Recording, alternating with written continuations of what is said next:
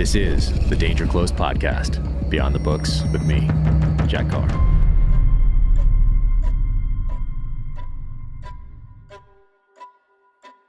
Welcome to the Danger Close podcast, an Ironclad original presented by Navy Federal Credit Union.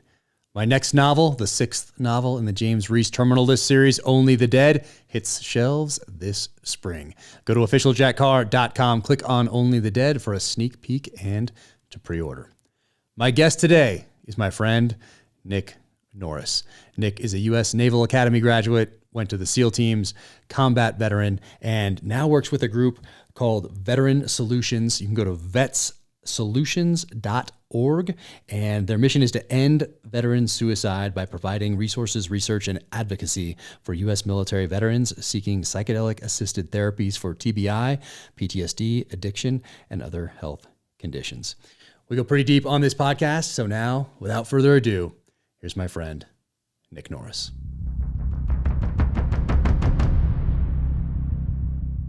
Nick, what's up, buddy? How are you doing? Doing great. How are you? I couldn't be better, my friend. And dude, it's good to see you. I mean, nothing's changed up here since the last time you passed through a few months ago. It's still complete chaos. I'm which sure. Is awesome, but yeah, things moving right along. Are you in San Diego? Is this the podcast studio in your home? Yeah, this is one of my partner's studios. He's like a musician. So like people I was gonna ask you about that. I was like, what's going on back there? Yeah, there's like, I mean, if I move my computer around, I don't want to screw up everything, but like you could see he has like guitars everywhere and like this massive keyboard and stuff like that. So definitely not me. I am not a musician. I wish I was, but you play at all? I don't, man. I would love to. No. I don't know. I mean, I guess I'm capable of it if I really put my head to it, but I don't think I've ever applied myself. I know, it's such a great skill set. We tell our little guy, he takes violin at school right now. They have to take an instrument. They get to choose like cello, violin, something like different things. But man, my wife and I tell him like, you've gotta get on that guitar. Like you'll thank us later. Trust us. I know. And dude, and guitar's like an easier instrument to like stringed instruments, like easier to pick up and learn. I mean, I had friends recently tell me, or a friend that's a musician say that like you definitely could pick it up. You know, it's doable. Yeah. It's just way easier when you're a kid, right? You just like absorb everything. Yeah, no, I think so. Our daughter plays. She got a guitar for Christmas. She asked for a nice guitar for Christmas, so that's what she got. But back in San Diego, we had somebody would come to the house, and this super awesome guy, and they'd play. And yeah, dude. So I walk by her room every now and again when she's playing. Just it's pretty cool. Pretty cool to hear. You know, it's awesome. My niece, my little brother's daughter, is a musician, like sings, plays guitar, and is like amazing. I was out there a couple of years ago in Colorado with them, and just blew me away that, you know, she could crank on that thing the way that she does. It's so cool. It is so cool. And look at all this. I got all my Protekt stuff here. Look at that. I know you can't see all of it. I have it all right here. Bam. Got it. So we can talk about all that stuff. But before we get to Protekt, look at that right here. Rocking. I don't have the hydration in here right now or the energy. I have the coffee this morning in here. But bro, I'm drinking coffee this morning as well. So trust me, I'm a coffee person in the morning. Nice, but I've been rocking the hydration. Awesome, love the flavors, and that stuff's been keeping me going. You know, because I tend to get books and I don't take a break. I just sit there and I just grind. You know, I don't have the alarm that like buzzes that tells me every hour to get up and do squats, because it's like that's an interruption. Even, you know, for me, for writing, I'm like just in it and I'm just typing away and going, and I look up and like 6 hours has passed and I haven't even moved. Like my legs have not stretched or moved. I know it's not healthy, but it gets the books done, you know. Did you lock yourself away in your little cabin again? I did, but then I realized that I was going to be locked away for too long, and I was just like, you know what, I'm coming back home, and I know there's going to be interruptions. And now you saw the new place, so it's a little bit more spread out, so I can mitigate a little bit of that. Still not the same as being away in a separate location where there's no chance of interruption. But you know, hey, gotta find that balance. Can't go away in the cave for 3 months. Do have a deployment and bro, and stuff, you know. So I just this year is my goal, and I think I said this last year as well. I was going to get more organized, and I did, but more projects came on. So it wasn't like, it wasn't like the exact same year as the previous that I just organized going into a new year. It was, I got a little more organized, but a ton of new projects came on. They're going to be announced soon. And so it just kept everything chaos, which is great. I mean, it's great problem to have, but I should probably stand up every hour and do like 10 squats or something. Probably good for you. Oh man. Well, let's dive in here. What's path to the SEAL teams, man? Let's do that. So we knew each other in the SEAL teams. We've stayed in touch over the years, and so let's do the path to the academy. Really? Yeah, dude. And what was okay? That? Yeah. What was that for me, man? For you? Yeah, growing up, did you know you were going to go into the military? And if you did you know it was the Navy? And if you knew it was the Navy, did you know it was the SEAL teams? Or what was your path growing up through high school and the academy? Well, dude, so I think I shared this with Andy Stump a bit, and because he asked me like, when did you know that you wanted to go into the SEAL teams? Because it really, for me, it was all about going into the SEAL teams. Like I had a friend of mine named Mike Hurley, who I went to grade school with, and Mike ended up serving in the Marine Corps, but he was like way into the military, right? He was like one of those guys, like, I mean, I'm sure all of us had like the friend that was like way into the military, like growing up. I think that was me. It probably sometimes, most of the time, it's like one of us, right? Yeah. But it was not me. I like knew nothing about it. Like my grade school experience prior to meeting Mike was like, I was kind of a dork, dude. Like I literally was like, I went to like a gifted magnet school, like focused on education. What's a magnet school? It was like in Chicago. I think it was like an accelerated public school, and it wasn't because I was smart. It's because I think I worked really hard and like I just like accelerated myself. But I wasn't an athlete. I was literally, focused a lot on like academics and all that. And then, fast forward to like 7th and 8th grade, I transferred to the local Catholic school. So like I grew up in South Side of Chicago. Catholic parishes, all kind of blue collared workers. And I went to the local Catholic school. I met Mike, and Mike was way into the Marine Corps and the military. I had just started getting into like working out. My dad really was a driving force in kind of self-discipline and motivation, and he was way into physical fitness. So oh really? What did he do? So my dad was a firefighter, and he had served in Vietnam. And he played college football. He was a fullback, kind of, so always an athlete, always into kind of like physical fitness and like self-discipline.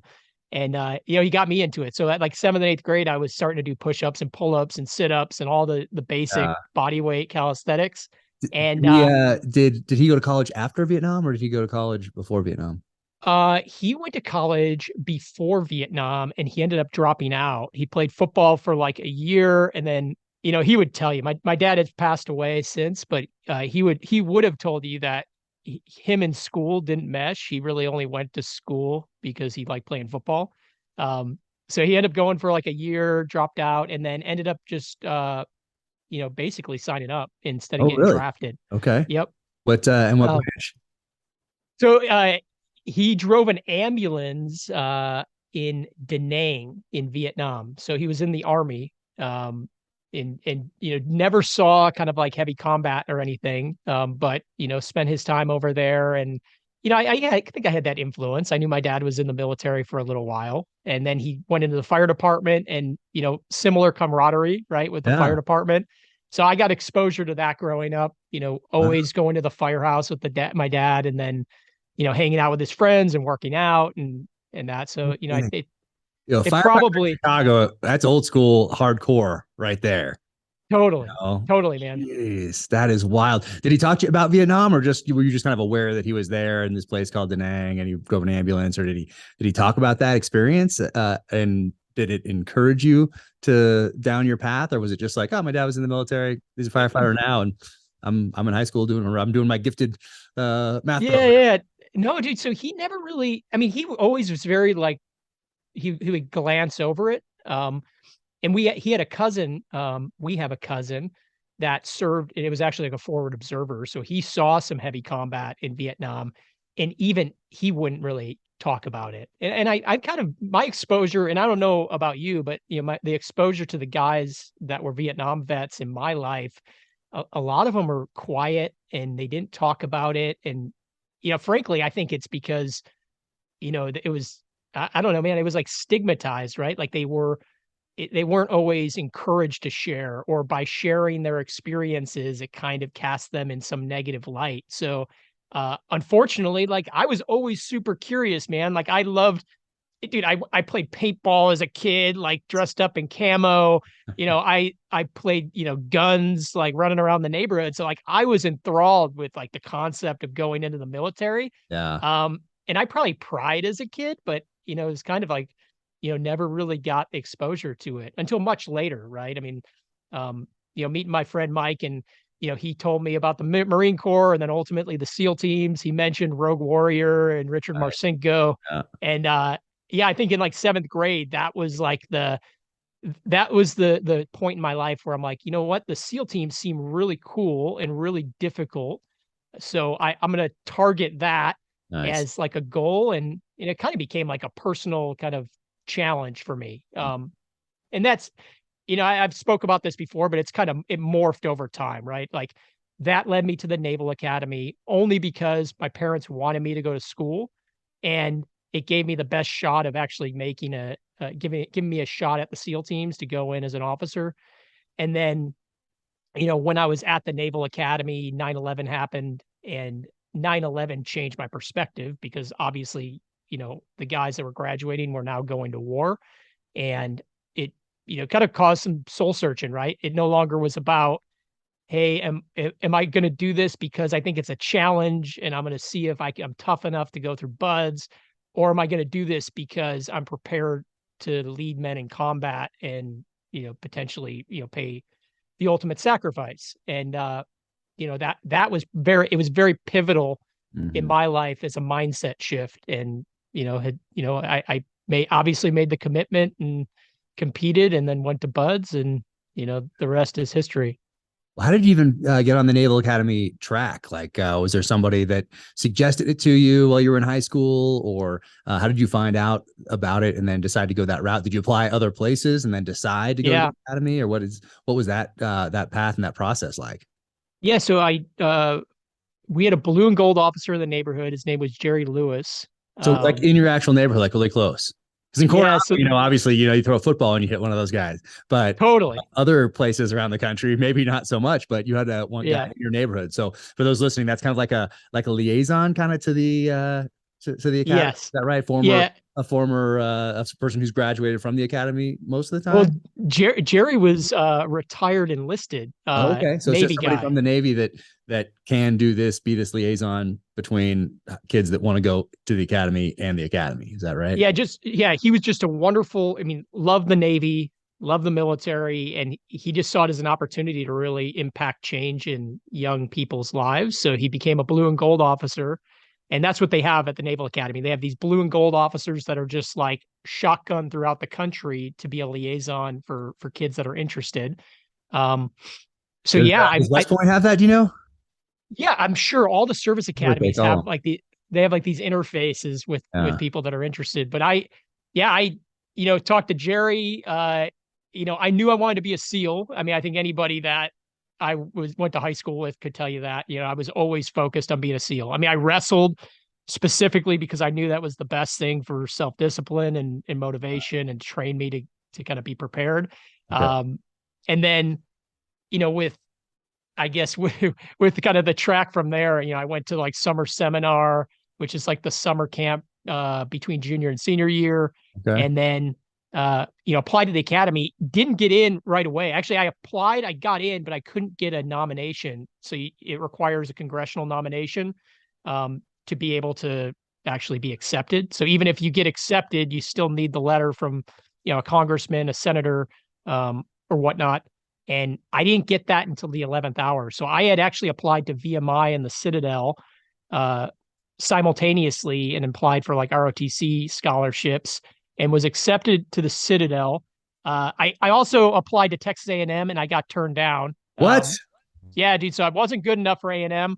Unfortunately, I spent the night with the Corps, put my application in. Yeah, not for everybody, I guess. But yeah, funny. I got into the Citadel, was like ready to go to the Citadel. And then in the 11th hour, probably a month before induction day, I got a letter from a congressman, and he decided to give me he actually had extra nominations. Like, so How this many do they get? particular, Is it based on how many people are in the state, or how does that work? yeah. District? So I think it's for, and I may be incorrect, but I believe it was like each congressman is given a set number of billets, so they can have a certain number of people in the conglomerate of service academies at any given time. Hmm. So they basically have to have people graduate or kind of move on in order to kind of recoup that billet. Huh. And like this particular congressman just didn't utilize all of the billets that he had. So he had I've like heard extra of that. billets. I've heard of people moving to a Yeah, place where a totally. congressman has like an extra billet or something. I bet there's a whole little underground network. I probably online now. You can go and find out like who has typically has extra bullets, who built billets, who's like not into it with the nominations as much, and they have to give them Right. out at the end. Like I bet there's a whole thing you can research now to find out. Because I remember when I was in high school hearing that, oh, you have to be nominated by a congressman, and I was like, oh, I don't know, congressman. And that was about Yeah. all the thought I gave to it. Oh, Like, bro. I guess only if you know a congressman can you go there. That's what you think. Yeah, 14, 15, 16, 17, I knew zero congressmen or senators. So I think I wrote letters to every single one See, that that's I fantastic could. that you knew that you could do that. I was just like that you had to like have a personal relationship. Like your parents had to like go to dinner together or drink beers together, watch football, play Yeah. softball, whatever. I thought like that kind of a thing, And I'm like, Yeah. well, not me. Probably helps, right? I mean, if you have the sure personal doesn't hurt. relationship. Yeah. Yeah, that sure doesn't hurt. But that's wild. So who got you so you just wrote and there wasn't a personal connection there. They just somebody in the office just opened it and said, hey, sir, congressman, we got 4 more billets left. You got these 6 guys. Yeah. And he goes, who do you recommend? And okay, do those 4. Yeah. Congressman. So Congressman Bobby Rush was the congressman that gave me my Cool nomination. So Congressman Rush is probably out of Congress now, but I appreciate it. Obviously, it set me on my path. So Yeah. yeah, afforded that opportunity, and yeah, made it, was accepted the academy, and decided to go there rather than the Citadel. And the Citadel would have been great too. I had a cousin that flew F-14s in the Navy, and he was a Citadel grad. Yeah. Right as they started to transition females into the Citadel. So Okay. he was kind of I mean, you talk about inspirations in that, Danny Komar was my cousin at the Citadel, and I looked up to Danny. Danny was a Navy guy, and it definitely set me in motion as well, as my dad and other people. I think a little hidden gem out there that people don't know about as much, because you see the Army Navy game. So everyone's like, okay, West Point, Annapolis, like people know that. And then they know there's an Air Force. You see them play football, too. So you're kind of aware of those. But Sure. Merchant Marine Academy, I think, is Yep. the one that kind of flies under the radar a little bit. And there's multiple, right? There's the state ones, and the I guess national or federal, whatever they call it. But there are billets from Merchant Marine Academy to the services as well, to the branches. Is that right? Yeah. So from Yeah, there, 100. yeah. You're like a free agent, man. Yeah. I think you go to that's Merchant a Marine big deal. Academy. Yeah, you can go wherever you want, right? You could go to any of the services. You could go to Buds. I mean, I remember having guys. There's like 2 guys I at know Buds. that can't. I was like, what? You did what? That's pretty cool. And if you don't, you have a job getting out. I mean, yeah, you're on the high seas on the class 3 tanker or something. But Totally. skill set for the rest of your life, that you can, you have a great living, and you can parlay that into other things, or you can go into the Army, Navy, Air Force, Marine Corps, I think. But that's pretty cool, I think. And maybe, I don't know, maybe it is as hard as like maybe they have their plebe summer type thing and it's absolutely horrible, but maybe they don't. I don't even know. I don't know, man. I think it is. I think it's pretty comparable to the other service academies. Yeah, I think they do it's probably very similar to like the Naval Academy, right? As far as uniforms and kind of tradition and stuff. But yeah, it's definitely an underground option. Not a lot of people even know about it. Yeah, I think it's a good one to explore anyway. If your people are thinking like focused on the Naval Academy, focused on West Point, like I think throw in Merchant Marine Academy in there into that mix as well. Just have an option that's kind of in that same realm that gives you some of the same options when you graduate, which is kind of totally. What was Plebe summer like? Did you get up? Was it what you were expecting? Because you'd already been to the little intro, the pre the summer before. Like, what was that like for you? Yeah, you know what? It wasn't. I would tell you the toughest thing for me was just, I mean, it's like any of us, right? If you go to boot camp or you plebe summer or whatever, I think it was just kind of the shock of leaving like home Yeah. and being in that. I mean, as far as being difficult, I mean, it wasn't terrible. I think I was physically prepared to deal with the rigors of plebe summer, but I do remember being kind of like, oh man, like I'm away from home for the first time, and I'm living in a dorm, and I'm not going to see anybody for months or whatever. So I think, yeah, I mean, I think it was like the start of being prepared to just not, to be away, right? To kind of spend long periods of time away from family, and that yeah, frankly, that was always the toughest part about any point in service for me, is just the extended time away from the people that we love. So yeah, that was my hurdle in plebe summer. But for all intents and purposes, it wasn't too bad. I Yeah. think. And Annapolis is beautiful. Maybe not when you're going there getting yelled at and all that, but I mean, it's a beautiful campus. It's amazing up there, and the town is incredible. And I mean, what a cool Totally. place to go to school. And I went to West Point they invited me up in, gosh, I want to say January or February of 2005. So I got to, because I just come out of Najaf in 2004, working with kind of big army. So they asked me to come up and talk about special operations, working with conventional forces. So I was in that, what do they have? Eisenhower Hall up there at West Point, I think. And they're all in there, and I'm on the stage, and I got the whole tour, and I got to see how they feed all those people, and how, and how they do that. And it was beautiful. It was stark. It was snowing. It was cold. But the architecture up there was pretty impressive. And it's probably, not as cool when you're going there, but when you graduate or if you visit that place, it's pretty impressive. It's a pretty impressive spot with some great history. And yeah, the service academies is such a great option for people, I think. Yeah, I mean, they're very reminiscent of prisons, Yeah, the architecture. like and prison. It does. It does. Yeah. It's a really cool museum up there. And when I went, I think it was outside the gate. I think they pushed the gate a little out for security reasons, but there was a museum there that was really cool. It took you to all these battles throughout history, and they had all these like big dioramas set up there, and it was pretty cool to see that as well. But yeah, Annapolis is a awesome town. Yeah, awesome town that I didn't get to enjoy for 4 years.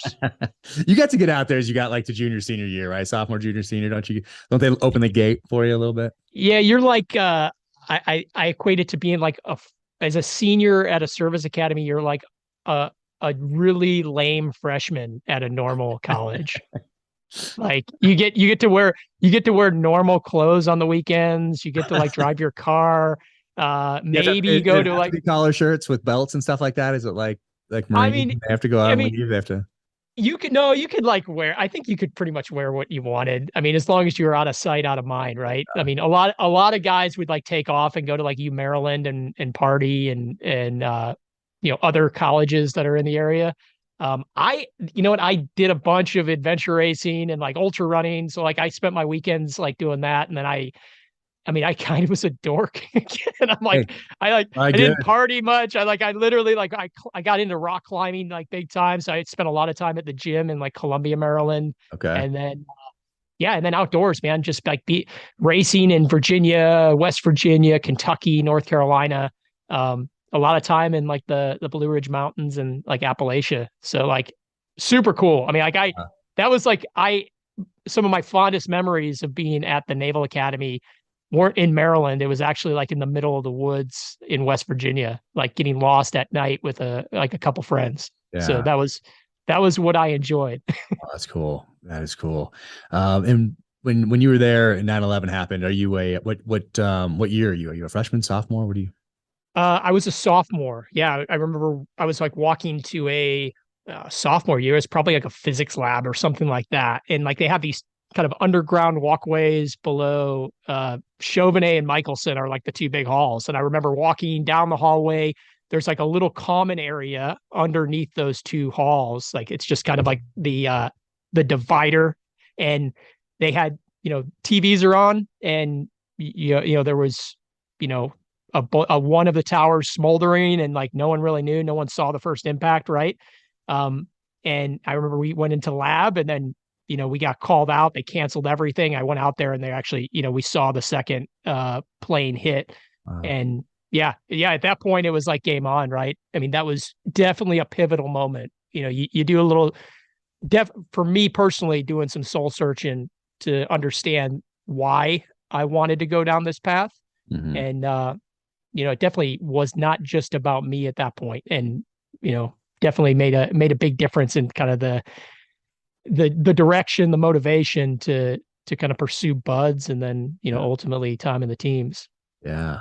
And are you already in like a group that's training for buds, like getting ready to go to mini buds, that sort of thing? Are you in a group that's doing that sort of thing? Yeah. But you don't know if you're going to get to go yet, but you're just like on the track. Is that how that goes? Yeah. Like from inception, right? It's fairly competitive. You get more billets, per capita out of the Naval Academy to go to buds as an officer. Mm. It's probably equivalent, right? So like you get, at the time, it was like 16 guys from the academy got an opportunity to go to buds as an officer.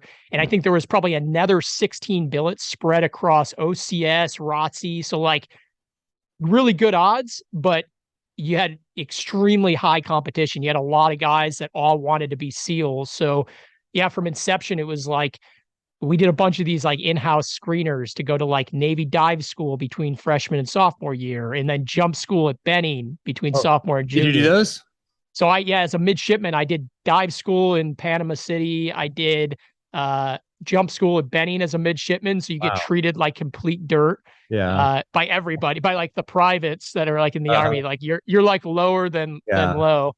And then you do like mini buds between junior and senior year. And so constant competition. I mean, it was awesome. I would say like most of the guys that I did that stuff with consistently, and the guys that ended up like kind of qualifying to do those summer training blocks, ultimately became the guys that ended up going to buds. And, I think our class was like, I think we were almost 100% pass rate in buds. We had one guy who got phenomenal athlete, had gotten medically dropped because of some issues out of his control, but everybody else made it through. So the selection within school when I was there was, very proficient at making sure the right guys got an opportunity to go. Yeah. Did you do a summer cruise, like a regular summer cruise, or was mini buds your summer cruise and was jump school your summer cruise, or did you do actual summer cruise on a ship with the yeah, dude. I spent a month on the USS Rainier, which was AOE 7, and I think they all became USNS ships, but which is an oiler, which is basically the same length as like an aircraft carrier, except there's like I don't know 400 people on it instead of thousands. So it was actually kind of awesome. I mean, as awesome as being on a ship can be, like I basically like I worked out, I hung out with a bunch of enlisted guys on the oiler, like figured out what they did, and then it was out of Bahrain, so it was all in the Gulf. Yeah. But yeah, that was college. You're flying to Bahrain, you're getting on a ship and totally. I mean, which is cool. Yeah. So my only exposure to like kind of the surface Navy was between junior and senior year at the academy. I went out and spent time on an oiler. And then after that, I think I touched like the deck of a ship doing like, I don't know, VBSS or like, helo-borne VBSS, like off a carrier during a JSET or something, but that's it. Oh man, that is pretty wild. How long was that? You were out there for a month with those guys, or are they out for a few days and have come back, or a week, or are they just out there going around until they need to refuel or something? We actually were like, people are gonna like laugh. If you were like a surface Navy guy, you'd like laugh, but we were at sea for an entire month. Crazy. But I mean, like as a midshipman, we were expecting to kind of go in and come out. But I think because the coal got hit, just prior to that, like just prior to those. Yeah. 2000, October 2000. Right. Yeah. So like in this would have been 2002. So all their protocol for like going in and refueling, especially over in the Middle East, was like super locked down. So like we were in Bahrain like to board the ship and then to leave the ship. Like we got heloed off the ship and then like flown back to the States. And not too bad. And then so not terrible at all. Nice. So then how was mini buds for you? And is it a week? How long is mini buds? I think when we did it, it was like a 2-week block. It was like a week of like doing boats and logs, and then a week of like you're at a team. I Oh, think okay. we attached to like, I don't know, there were some guys, I think JOs from SEAL Team 3, and I think 3 had just come back from Afghanistan, at least the guys that were it was like the first pump in like those guys were on like the '01 deployment. Mhm. And we interfaced with them. I think maybe shot a little bit or Okay. something and then left. But it was more of just like getting beat up, right? It's just like everything was selection from like freshman year at school all the way until you finish buds. Yeah. Oh, that's wild. And then, do you remember who your graduation speakers were? Did you have anybody big come down? Because it's after September 11th. And who do you remember what any of those guys Yeah. said? So I think ours was it was at the time, I think it was Commander or Captain Pybus, but Okay. ultimately Admiral Pybus was our grad speaker. Okay. So I graduated with 247, and that would have been Oh, that would have not been Buds, like, not Buds, but Academy. oh, Donald Rumsfeld. That's what I was mean. our- Yeah. I Yeah, think they had some big names come to the, yeah, they had some big names come to the academies, especially during that time to give those, graduation speeches. So you had Rumsfeld for yours. Okay. Yep, yeah, Rumsfeld. I have a picture shaking Rumsfeld's hand Oh, as wow. I cross the stage. Okay. So Got it. kinda Do you remember cool. anything that he said? I actually remember like not. My memory is so terrible now, Jack, that like Oh, I don't remember pretty much anything from then. okay. Okay. How about who was when you were a junior? Did you still go to the graduations? Who did they have for when you were like a sophomore and junior come down? Do you remember? I don't. You know what? We had POTUS, I think. Maybe so. It would have been That's Bush, maybe President the of the year United prior. States for those that are listening. Right. Yeah. Yeah. So I think that was the year before we graduated. I Yeah. think it was for the '02 class. Okay. So that was a big one. Yeah. Yeah. And actually, and hey, and you know, uh, I'm a big GW fan, and going to that one, I mean, it was amazing. But my my wife's stepfather was a firefighter that was killed in the line of duty in 2000 and 2001. I think when I was a sophomore, and they have a fallen firefighter society, and I remember going to a memorial service that they held every year in Maryland for fallen firefighters nationally. And it was, I mean, literally, I mean, this is a testament to him as an individual and like just a wonderful, caring, empathetic human being and leader. This was right after 9/11. So he had his hands full. And I remember he actually showed up to kind of that fallen firefighters memorial. So, super impactful. I remember, him showing up and, being able to kind of see him pay his respects to the families of all those people that had lost loved ones to the fire service. Yeah. Yeah, so amazing human being. Wow. And I've connected with his sister on a podcast, Oh, and no way. then as a thank you, I got a picture of GW in a cowboy hat. Nice. That he sent over to me. So. Oh, it's fantastic. Oh man. And so then you're off to Buds, and what's Buds like for you? Do you have any issues as you're going through? I mean, you've already been to dive school, and at dive school, did they do a pool comp when you were in at the academy? Was it a similar type of pool comp that they did down in Panama City that we do in Buds? Yeah. So the selection at school was more like kind of PJ selection. So it was like snorkel sharking. So like they slowly rip like all your gear off, fins, masks, and they leave you with a single snorkel and your swim buddy. And you end up just doing laps or little loops around like the dive well at school. And then the instructors, who are literally like upperclassmen, like people that are a year older than you, are just like basically trying to drown you for like up to like a minute. That's fun. And yeah, so it very similar to like what the PJs do for like their water like pool comp. Okay. And then going to Panama City, you're on all open circuit, right? And I personally, after doing that, like actually getting sharked with a snorkel, like pool comp with like open circuit, like scuba tanks was easy. Like I literally you could ditch your shit. Yeah. You could actually like, if you could get air in any capacity, you can take a breath. Okay. You can put your stuff back on. Whereas like pool comp in second phase, like you only like if you ditch, you're ditching it and you're going to the surface. Like there was no ditching in pool comp where like you could ditch your shit, fix your stuff, and put your stuff back on. So you like everything. I don't know if you remember, like you always had to like kind of remedy the issue with the tanks on your back and like your inhalation and exhalation hose. I think like, ours were a little different because ours came off for sure. Like my tank came off or tanks plural came off for sure. And I remember for us, it was just going through the procedures. So it was like, I think air first, like, okay, get that problem solved first. Okay, tanks can be off, everything. It's a yard sale down there.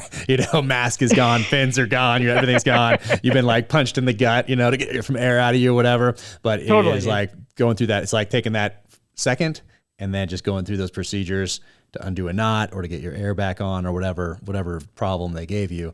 Okay, now I have air, and now, okay, what do I do? Okay, it's whatever that procedure was, 1, 2, 3, 4, 5, to get everything back on, check, and then can you keep going, and then boom, hit you again. So that's how I remember it anyway. And I passed the first time I was comfortable in the water, and I love that because that was like one of the only times, other than your drown proofing one, where you actually get to go like mano a mano against the instructor. It's not just them yelling at you and telling you you're horrible and kicking sand in your face and all that sort of a thing. It's like, okay, it's us now. Let's go. And I loved, because I'd already been into jiu-jitsu and everything. So when you're doing and that was early on. And so when you're doing the drown proofing and they take you to the bottom, I was just like, okay, let the other person, just relax. Let's relax. I'm just going to hold on here and just, because they're working to get you down. Totally. And they're expending all that oxygen. You're just, and eventually they're going to have to come back up. And when they did, just get a little breath and then get a little closer to the side. And then they go down again. But that was like me against them. So I love that. Yep. And then I love pool comp because I thought of it in a similar way. It's like me again. You're not like actually physically, they're physically putting their hands on you, but it's still you against them. That's how I looked at it. And so I really like that. But very few other times in buds, I can't even think of any, do you get that sort of an interaction with an instructor? Like, okay, let's go, buddy. Maybe life saving in first phase. That's what I mean, life saving. When I say drown proofing, I meant whatever the one where you're trying to get them to the side of the pool is that's life saving. Yeah. Which was typically like would attrite almost as many people as like, I mean, maybe not Hell Week, but it was like a big attrition number, right? Like guys for the first time were like that weren't comfortable in the water, like figured out that they weren't comfortable in the water. And that's the whole point. In that evolution. Yep. That's the whole point. Like and then the second one where you get to figure that out is pool comp. First one is what drown proofing, life saving, knot tying, and then the underwater swim, I think. Yeah, underwater swim, and then you go into second phase, and then you do all the open circuit pool comp stuff. Mm-hmm. So So those are the two kind of gateways as far as being comfortable in the water, and I loved those. Like those were great once again because those are the only times in 6 months where you get to go kind of one-on-one with an instructor. Yeah, I felt much better during those than like I was not a swimmer. Like I wrestled growing up. I was like a horrible swimmer with no fins on. So like was not that great at like swimming on the surface, but like I spent a ton of time in preparation, just holding my breath and getting comfortable underwater and being underwater, holding my breath. So yeah, those evolutions, like I actually enjoyed. I'll say that our pool comp in buds was definitely more. It definitely is step up from what we experienced down in Panama City. But, just different. Yeah. Nice. How was Hell Week? Pretty good, man. I mean, I got like some, like, I guess pneumonia or like some like fluid in my lungs later in the week, but I ended up finishing the week. Definitely thought I was like at risk. Like my O2 sat was like not good. They had me like on the exercise bike on like day 4 or whatever, like testing it just to make sure I could go back out. But yeah, I was able to go back out. Made it through Hell Week, and then ultimately like made it through buds without getting medically rolled or performance rolled. So some of that is skill and training, and some of it is just luck, right? You know, it didn't, because there's a bunch of guys. I went through Hell Week in September, so it was a warmer Hell Week, but a lot of guys got stress fractures because they just run you. I mean, like, right? It's like if it's warmer and you can't attrite people by making them cold, you just run them harder, like beat them down. So like, I preferred that. I would rather get beat than like get like put in the water for an extended period of time. Yeah. So yeah, you're fortunate enough, made it through and no injuries. I think being small and light and probably running a lot prior Yeah. to buds probably helped me remain kind of impervious to stress fractures, because that Yeah. seemed to be the thing that attrited a lot of guys in our class. Yeah. Did you, I mean, you're not that short, but were you Smurf crew? Oh, dude, I'm super short. I know you're short, but you're not like, I mean, you're not Andy as short would tell as you that I'm the shortest Navy SEAL in existence. That can't be if you true. ask So him. did you, okay, how about this then? Did you start in the Smurf crew? I did. Yeah, Oh, so wow. Okay. Then you are pretty short. I was a Smurf. So, but I was probably, Because sometimes you end up in the Smurf crew because of attrition along the way. And like I started in boat crew 2 and ended up in boat crew 1 pretty quick because of people quitting. So for people listening, boat crew 1 is the taller. They kind of line you up by height.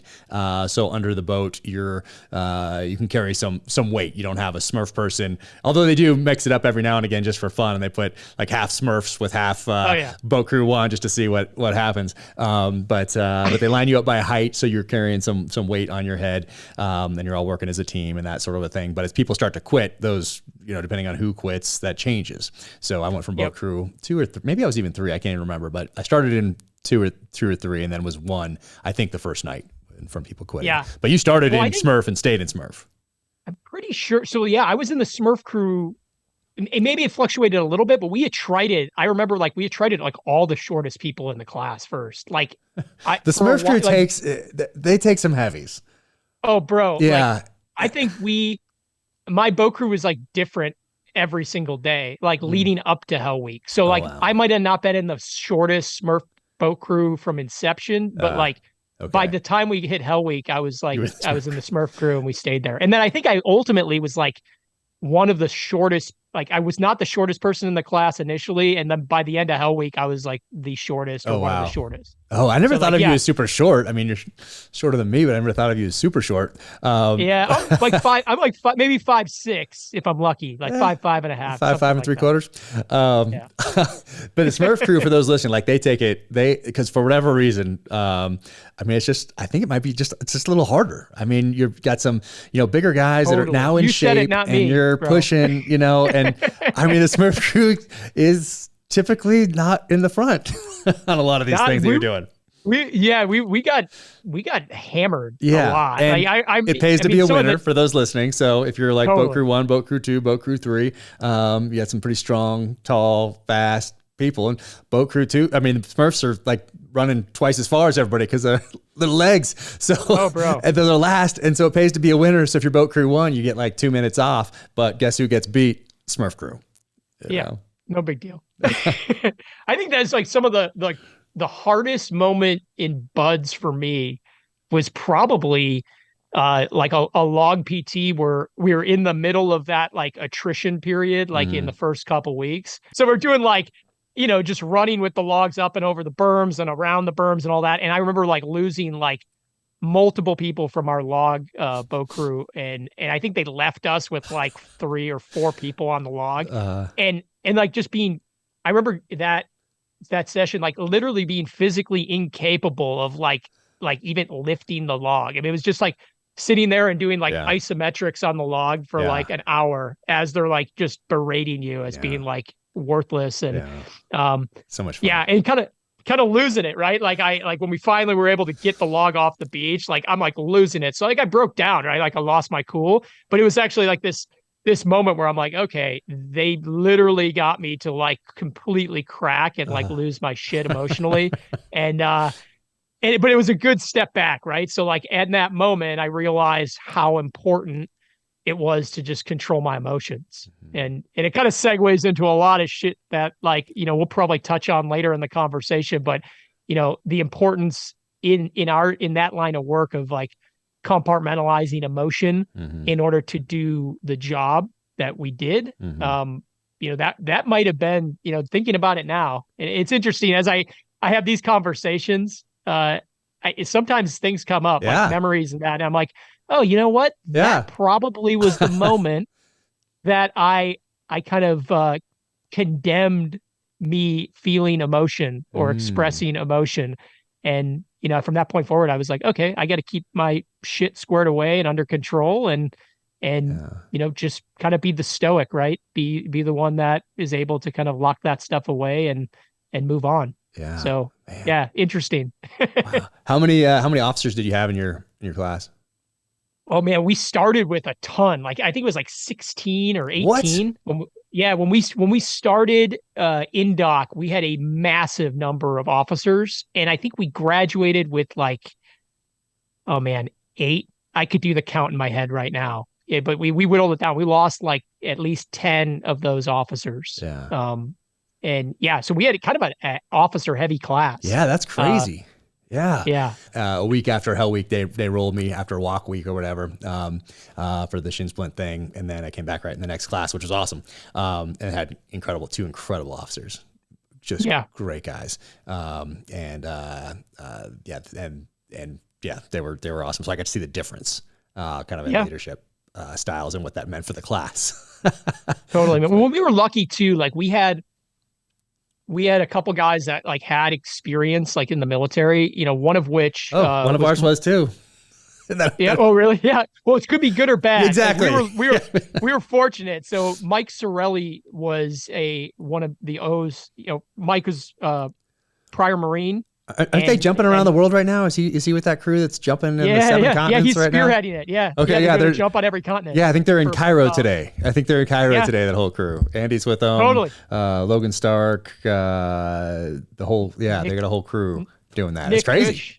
Is a buddy of mine from 3 EOD guy that's out there. He's like he's probably has more experience jumping like tandem bundles right now than like anybody, and he's awesome human being. But yeah, he's with Mike. But Mike was a classmate of mine in Buds, and I said this to Mike, recently. He was absolutely an inspiration and kind of like a true north for us as young officers going through training, because he had already served in the Marine Corps. He went to Texas A&M, his commission, and then being able to kind of have somebody that was an officer that knew how to do it right as an officer. And there's a right way and a wrong way, as you mentioned. It was building rapport, being a teammate, being a one of the boys, and then also understanding kind of where you're accountable and kind of where you need to really step up and lead. Mike was a tremendous positive influence on me at a kind of a formidable stage in kind of my career as an officer. So I'm lucky to have had that experience in Buds. So very cool. Yeah, one of our guys, I can say his name. I'll say one of the names because I think one of the guys doesn't say his name. John Doolittle is the other one. He's out there and has a company now that's working with people in special operations and with veterans that are dealing with post traumatic stress and dealing with amputations and that sort of thing. But John Doolittle was our OIC. He was awesome. That's amazing. Yeah. So we're still in touch today. His dad wrote a book. Actually, I had no idea that his dad was in Tehran around in '79 for the fall and all that sort of thing. He just wrote a book. Yeah, I talked about it on the podcast a few weeks ago. Really, really cool. But yeah, John, amazing dude. So you graduate and then you're off to your SEAL team. Do you have to go to jump at this point? Are people still going to Benning, or do we have our own in-house jump school now? It was right at the beginning. So guys, our class went to Benning. Okay.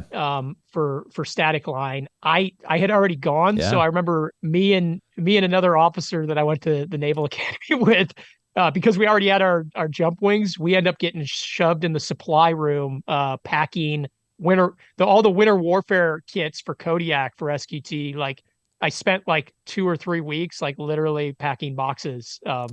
But yeah, skipped that and then went directly from Buds to JOTC. So at that point we were sending. Oh, so you got the pipeline now, because I keep falling back on mine where there was no there was an SQT, but it was STT and it was at your team and it had just moved to Group 1. So it was a little different. So you're in the pipeline now. So at this point there is Buds, there's SEAL qualification training, there's a junior officer training course. It's more, we're professionalizing things now in the SEAL teams. Yep. Okay. Totally. Yeah. Well, we went, and then after that went to SQT after JOTC. Who's your JOTC OIC? If you can say his name, or if you can't, that's fine too. But what was that experience like?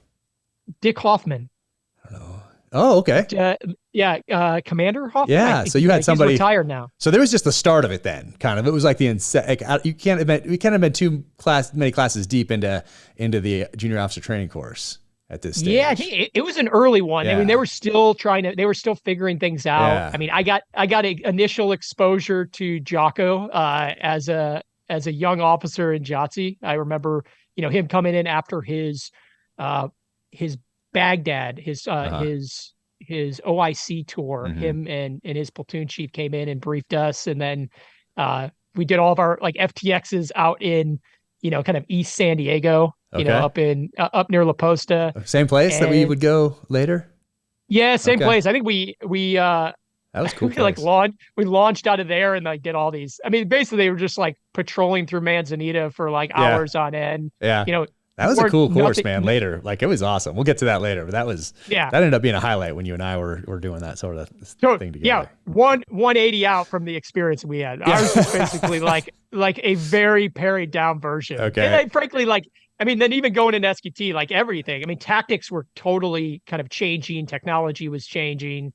Frankly, even going through SQT and into my first platoon, I laugh because like at land warfare, I think there was only like a handful of guys that had nods, and like, wow, I think most of the nods that were out there were like monos. They weren't even binos, so they weren't even PBS 15s. Oh my gosh! And we were like the we were doing IADs basically on a loom. Well, that's how it was before September 11th, so it's totally. So it doesn't surprise me that much, although it does surprise me that we were that far into the war and you still were doing the old school stuff. But before, it was Vietnam tactics still. It was just Vietnam tactics from the jungle and dropped into the desert. And that's what we did for my first two platoons. So as the comm guy, I'd roll over, and shoot that loom and light it up. And then no one has nods except maybe the point man has like one on his rifle. Maybe I think there was something like that, but that was it. And then once the contact starts, once you pretend that you don't see the silhouettes that you're walking by, and then they throw the flash crash or whatever it is, and boom, it starts going, and then you drop down and do your thing. But it's all it was the same thing you probably did.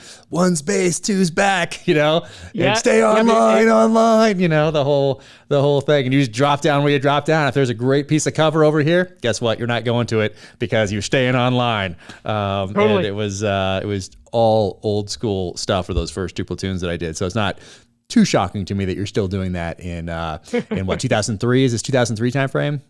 This was like 05, 04, 05. Oh, really? Okay. And it was kind of like right at the transition. So like, I remember we did do some IADs with night vision, and I think because I'm like one of the only new guys in the platoon, even as a JO, I had like a mono over one eye. Oh boy. Which basically gives you zero depth perception. That's so tough. I remember just running all over the desert with like no depth perception, tripping on rocks, like falling. Yeah. Oh my goodness. Terrible, dude. That's amazing. So yeah, that's right at the time that everything's transitioning throughout the training pipelines, and individual movement technique is coming online because we realize, hey, if there's a rock over there, guess what? Get behind that thing. Before that, it was different. But things are changing. You're right at that transitional period then, where they're institutionalizing the lessons that the SEAL teams have learned since September 11th, because it took a little while to get it into the pipeline. Now, for platoons that are going downrange, they're getting those lessons learned, applying what they can as they go forward. But to institutionalize those lessons across the force, that took a little time. Totally. Yeah, there was definitely a lag. I mean, sometimes, I talk to friends that spent a bunch of time at development group during this period. And even some of them, like even in conversations now, are like blown away that like some of the tactics that they had, like they codified, during from combat experience, it took years to like actually make its way from the East Coast to the West Coast. West Coast was a little farther behind. Yeah, totally. No doubt about it, for whatever reason. I understand that it would help being on the East Coast. I got SEAL Team 2 with guys coming from that command who had brought the lessons there, and we're going to change that team. We changed nomenclature, how things were set up, team leaders, and like all that sort of thing. We're institutionalized. I'm not sure how it is now, but that was valuable to have those guys come over and kind of run Team 2 and pass on those lessons that they learned in blood over the previous couple of years. That accelerated things a little bit I think, and got us thinking a little bit ahead of, maybe just took a little longer to get across to the West Coast for a variety of reasons. But so you do that and you go to Kodiak. Do you anchor it with Kodiak? Was SQT the anchor Kodiak, or did you do it in the beginning or we the did end? It. We did it at the very end. I remember it was like Halloween. Okay. Like I think we left Halloween weekend, but we were up there in like October. And frankly, did we had like. Oh, dude, I loved it. Yeah, I love Kodiak. Barklow was like nice. the standout up there. So nice. John Barklow, if people listening, he's been on the podcast before, but incredible guy. I met him at SEAL Team 5, one of the first people I met at SEAL Team 5 when I got there back in 97. And then he went on to Kodiak and spent a decade up there. And now he's at Sitka Gear. He's a big game manager, but he was up there. He's a continuity up there, and he is just a wealth of knowledge. Oh, dude. He has knowledge from Storms right now. Knowledgefromstorms.com. I think people can go there and check out his lessons from the backcountry, and just a great guy. But he was running it up there, huh? Dude, we all thought he was like he was a SEAL. Like we were like, dude, that guy's like the most hardcore like SEAL chief that's up at Kodiak. Yeah. And it turns out, John was a diver. Yeah. But a tremendous outdoorsman, and he taught all the cold weather stuff, all the navigation. How to. I mean, he's the one. I mean, he worked hand in hand to develop the layering system that became kind of the layering system employed in the SEAL team. So amazing human being. Mm-hmm. I actually I think I reconnected with him, frankly, at the Sitka booth when I reconnected with you, and it had been years since we had transitioned. And and I've stayed in touch. Periodically we connect, and I'll make it up to Montana and say hello. Nice. Are you going to SHOT this year? I don't know. I haven't talked to him about it. No, are you going? Maybe. I'm not sure.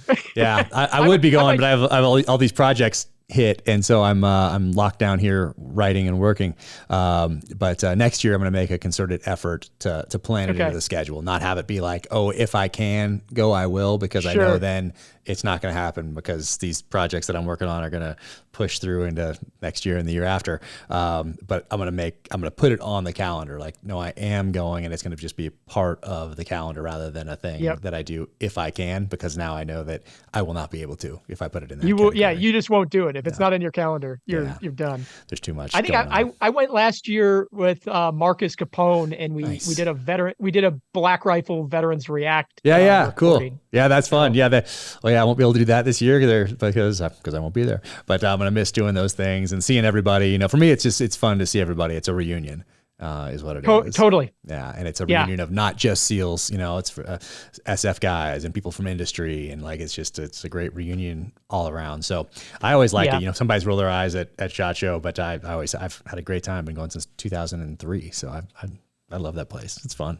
Yeah, it is, just to catch up with guys. Yeah. I mean, literally, I don't think I walked the show floor at all. I literally was walking. Yeah. I spent time walking to wherever we were recording and then back, but I met. I probably ran into a dozen people on the way over to do the recording. Yep. That's a good time. So what do you do? You finish Kodiak and then you going right to your team? Yeah, I went directly to SEAL Team 3. The platoon that I went to, Dave Silverman was the platoon commander outgoing, and those guys had just gone over. They had actually got ripped from 3 to deploy and backfill SEAL Team 1 because there was a platoon that was relieved out in PACOM. So the platoon I went into it was like the Thailand kind of I think they had some substance abuse ishes with the platoon that ended up kind of removing them, disbanding them, and then the platoon that I was in was backfilling them. So I was with those guys. We ended up doing this kind of like wacky workup with SEAL Team 1. So we ended up, I showed up, we did ULT immediately with SEAL training. Team 1. Yes.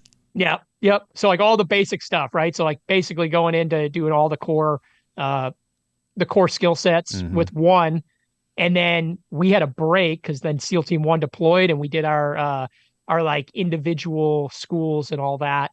And then ultimately caught back up with 3 and, got to do our squadron integration training, kind of FTX stuff with Jocko's troop, Charlie and Delta platoon at SEAL Team 3. And then we all deployed to Iraq. So I was in Iraq, basically spring through fall 2006. Okay. And operated predominantly kind of in and around Chaldea, which was probably 20 kilometers east of Ramadi ish. And, doing, very similar stuff to, not urban as it was in Ramadi, obviously, but, we worked in Chaldea, but a lot of the stuff was just daylight patrols to contact in support of the Marine Corps and the conventional Iraqis that were holding the terrain north of the Euphrates. So it was a wake up call to me as a young SEAL. That was like my first deployment, first patrol was like a daylight patrol with the Marine Corps and the Iraqis, and having like IEDs go high order in farm fields like behind us, and kind of living that. But we adopted different tactics in order to take advantages back and support those units appropriately and effectively during the course of the deployment. So it was an interesting time for sure. Definitely atypical for what I expected a SEAL platoon to be doing in Iraq at that time. Yeah. And what was the base like that you were on? So we were in Habbaniyah. So Habbaniyah was fairly built up across from Al Taqadum. And so it was, very safe, very permissive. It's safe and permissive as they get, but it was a pretty big base. Yeah. So, we have mortars and rockets and all that stuff, but operated from there. We operated out of a combat outpost that was very small. And that's where the Marine military transition teams were what they were called at the time. It was frankly like a handful of badass infantry Marines from 3.2 and 3.5 that were embedded with like, a battalion size Iraqi infantry element. Yeah. And it was basically a HESCO'd off area of like Iraqi homes that they had like commandeered. And those guys, I think the first month we showed up, they had like 115 mortar impacts inside the HESCOs, like every day, like clockwork, they would get hit like after patrol. Yeah. So yeah, I'll say this in case I don't want to forget, some of the most heroic, capable individuals that I served with in combat were part of that, like Marine Corps, those Marine Corps units that were in there. Like just unbelievable warriors. Talk about like knowing the risk and having to go out there and execute operational profiles that put them out in daylight, with large elements, basically hanging it out there until they get ambushed, and then, breaking contact and then trying to take a tactical advantage back. I witnessed some extremely heroic stuff. And I love to always emphasize that, brother, because, people always put special operations on a pedestal, and dude, it's like the Marine Corps infantry and Army infantry that I served alongside.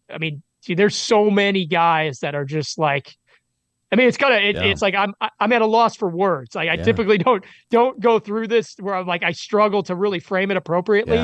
But I really appreciate those guys, and I appreciate what they did for this country and for each other and for us. And I can't thank them enough. I start to get emotional thinking about it, because there's so much sacrifice and so much capability within that group of people that they typically do not get the credit that they deserve. So I'll leave it at that. Yeah, no doubt about it. So much respect for that 18, 19, 20-year-old kid who's like just manning his post. And just standing there, maybe with an Iraqi next to him, maybe a couple other Americans there. They don't have nods. They have heavy body armor. It's friggin' summer, 120 degrees, and a car's heading toward them that looks like it might either have bad suspension or be loaded down as an IED. Totally. And now what are you supposed to do? Like that, so much respect for everybody that stood the watch like that. Because typically, we're choosing the time and place of the engagement. We know moving to and from target, there are contingencies, things that happen, hit IEDs, helicopters go down, that sort of a thing. But we're typically building up target packages. We're working on a trigger for something. We're using two disassociated human networks to make sure we're not getting played to go take out some centuries old feud, and then confirming everything with some sort of technical intelligence. At least later on in the war. Beginning, we launched the whole thing, I think, with way less than that as far as intel goes. But later on, you had to have some of these things in place. But typically, you're choosing the time and the place, unless you're getting mortared and rocketed, on base type of a thing.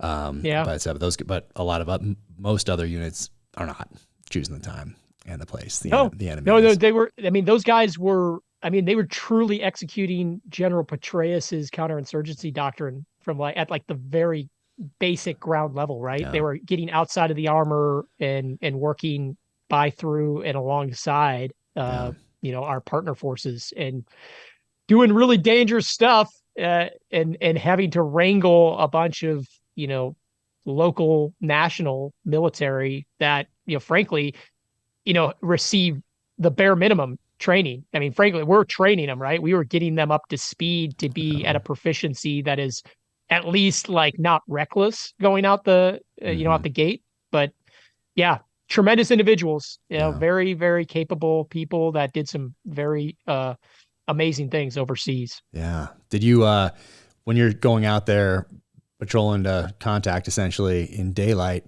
were you thinking what are we doing? Aren't we supposed to be going out at night, sneaking around and grabbing people out of their beds and what the hell am I doing here in the middle of the street at noon on a Tuesday? What are you thinking about what you guys are doing, the mission you're doing? Yeah, I mean, so 100%. I mean, initially, right? That's your reaction is okay, this feels wrong because it's not what we've been training to do. And then don't get me wrong, we did do nighttime operations in tandem, right? We were doing daylight stuff, nighttime stuff. It was go, go, go for the entire deployment. Regardless of how, and I'll say this, right? Because I have a lot of friends and they have a lot of differing opinions on this. And there was actually a lot of judgment cast on the leadership team at 3 during this period, because we're kind of doing an atypical job for a special operations unit in Iraq at the time. And I will say that it felt exposed, but it felt right to support the guys that were out there fighting, right? The Marines that were in that combat outpost. If we didn't do the stuff that we did, I would have felt terrible and wrong. I wasn't being a teammate to those guys, because they were living in that COP nonstop, right? They didn't get the break to go back to Habaniya and sleep without the fear of taking a mortar on the roof or something. They literally were living there day in, day out and doing the same daylight patrol cadence every single day for a year. Some of their deployments were a year or 18 months. And, I think that was motivation enough for me and for the guys in my platoon that were doing, that higher risk stuff. And, I will say, we weren't stupid about it. We knew we had capabilities that, could really complement and accelerate kind of what the Marines and the Iraqis were doing. So we slowly started to morph our role over there into Overwatch. So we were doing daylight patrols in support for a while. And then we figured hey, we're just getting ambushed every single time. How about this? You guys are going to go out and run your patrols. How about we go in, we insert into some key buildings under cover of darkness. We'll hold those positions while you guys roll out on patrol. And then as you guys are coming back towards the COP, we're going to see enemy maneuvering from our advantageous tactical positions. And we'll be able to kind of give you guys, some effective cover fire and maybe preemptive fire. And that actually started to work really well. So we started partnering with them and kind of bringing our capabilities to bear and taking a tactical advantage back from the enemy. In the second half of deployment, and not dissimilar to what was going on in Ramadi at the time, right? They were, Jocko and Charlie and Delta were doing daylight patrols to contact, and they were doing, sniper Overwatch supported patrols. So we were really doing very similar stuff, but in a I would say it's a little bit more rural of a battlefield environment. You know, it's very green. I mean, people don't think Iraq is green, but yeah, along the Euphrates, There's it some is beautiful like places, you know. totally. I mean, it was like it felt like Southeast Asia. I mean, I remember getting inserted off of like riverine task unit Oh, boats and like nice. you're in like chest deep water going into like a palm grove with like, you know, reeds all around you. And yeah, you could totally be in Thailand or Vietnam or something. That's So wild. yeah, yeah. And I remember we were wearing like, I mean, I was wearing green camis and, Okay. you know, mixing things up and Yeah. all that. So yeah, it was definitely an interesting experience. I mean, I think it was a great experience for me as a Hmm. junior officer because you know, talk about joint operations. I mean, I was thrust into the middle of it, right? I was working with Army, Marine Corps, and then our special operations guys, and on a daily basis, Yeah. and learning to brief in a joint construct to you know in the Yeah. format that the Marine Corps expects Oh or the yeah. Army expects. So Yeah. it was good. It was a great growth opportunity for me, and yeah, I mean, it kind of was like more of the same. I mean, most of my career was at least as a tactical leader was Yeah. kind of doing that type of stuff, like you know the atypical, more daylight Okay. operations in support of counterinsurgency doctrine. Yeah. Did you have a certain number of Iraqis that you had to take with you every time, or did you operate like with them every time you went out the gate, or most of the times Yeah, you went out the gate?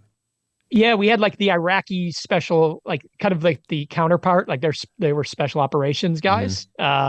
But it basically they were just another group of That Iraqis were that we assigned took to you? with us. Yeah. Yeah, they were assigned to us. I think there was probably we would take between like 8 and 16 of them out with us, Hmm.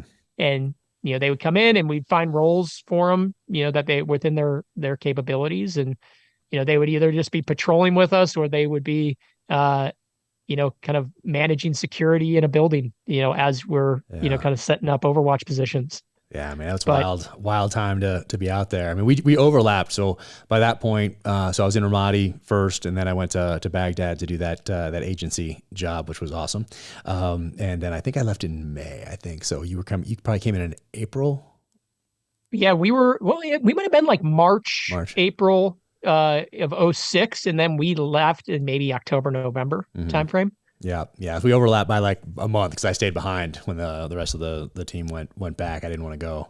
'Cause, Yeah. I initially was in Baghdad. So I was as a JO, okay, I filled like a joint job at they called it the Perfume Palace. It was like the Intel Fusion Center that okay. was run by a green lieutenant colonel. That yeah, I mean it was killer. I mean I got some really high level exposure to kind of like what was going on above and beyond my pay grade. Hmm. And then, you know, thankfully they needed some fresh meat out in Al Anbar Yeah, to throw at some of nice. Yeah, the craziness that was going get you out on. of So that I tactical operations center. Get you out, yeah, with your totally, guys. Yeah. Oh yeah, man, yeah. So we definitely overlapped there in Baghdad because that's where I was working out of with the agency at the time, which was okay, awesome. But I'd have to go liaise with Big Army, so it's probably where I went every now and again. Most of the time, I would do it on the radio or just to get the QRFs set up in the different battles for the different battle space owners. So we would be charging through at night, and we had different ones set up because just so you can have somebody close at hand if you needed it. But every now and again, I'd have to go over to Big Army, and of course, I'm working at the agency, so I'm just like, you know, civilian clothes, longer hair, beard, you know, that sort of a thing, which was kind of cool. Much better fit for me. But it was what a crazy time to be out there.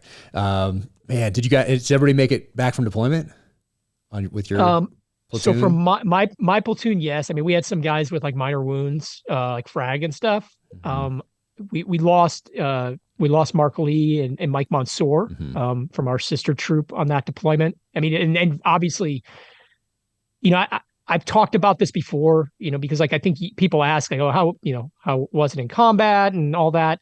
Up until Mark was killed, I I personally I felt like you're kind of like invincible. Like it's just like running an FTX and doing blank fire. Like we're gonna dominate.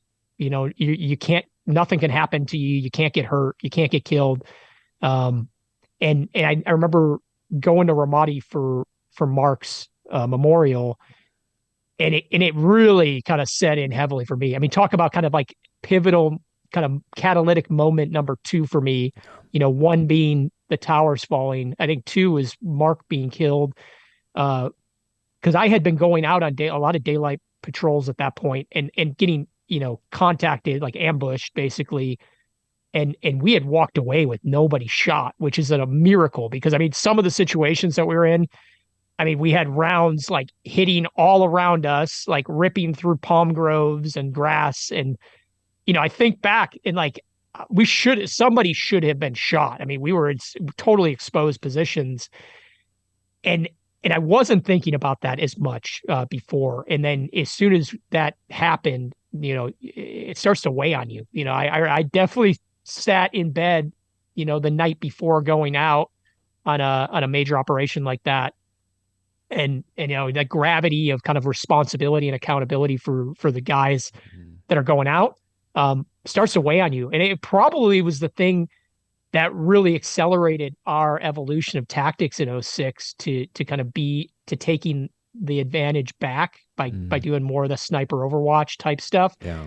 Because yeah, man, I mean, like the reality of the bullets actually do kill you started to set in because it's not like a near death experience, right? I mean, like unless you get shot, you're not close. You may be very close to death in theory, but like you're not touching it, right? You're not experiencing kind of the reality and the gravity of that situation. Yeah. So you take it lightly until, you have somebody, somebody not come back. Right. And, that was a major kind of turning point, I think emotionally, mentally, kind of psychologically for me. And, I think, we were lucky in our platoons, like everybody came back, but it was not without kind of some heavy thoughts and kind of,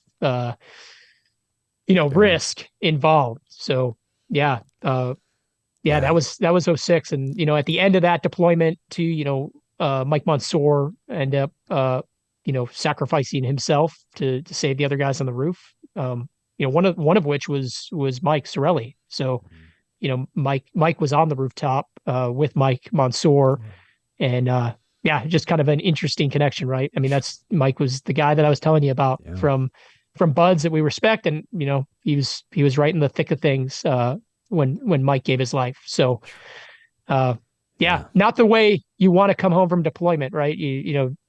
It's kind of how, I mean, I think it was like this for a lot of combat units, right? You think it's all rah coming back after being gone for 6, 8, 12 months, but a lot of the return home was,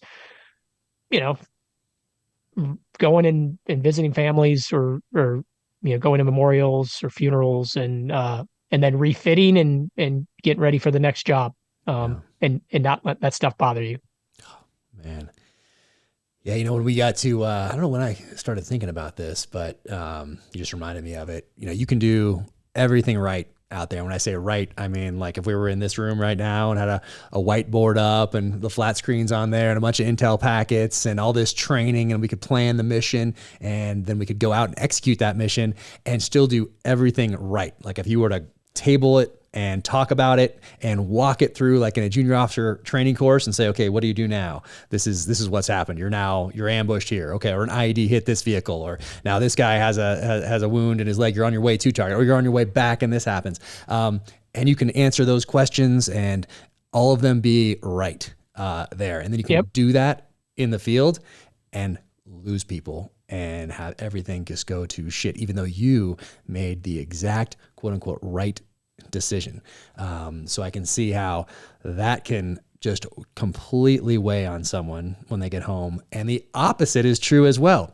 You can make all the complete wrong decisions. Like if we did this thing on the table, talked about the mission and went around that table at the junior officer training course and someone answered a question. Nope, that's not what you do here because X, Y, or Z. Nope, that's not why you do here. So you can give all those wrong answers in the field and bring everyone back just because of all the chaos, atmospherics, everything else going on. So it's such a strange thing. So that's why I can, I think about that a lot, just because I feel like I was very fortunate, and I could have made all the wrong decisions, but for whatever reason, it worked out. But I understand that people make the right decisions out there and it doesn't work out, and you lose guys and guys get wounded, and so it's a really interesting dynamic, which means you got to kind of keep adapting on the fly to include when you get home and deal with that in thinking about it in hindsight, Totally, man.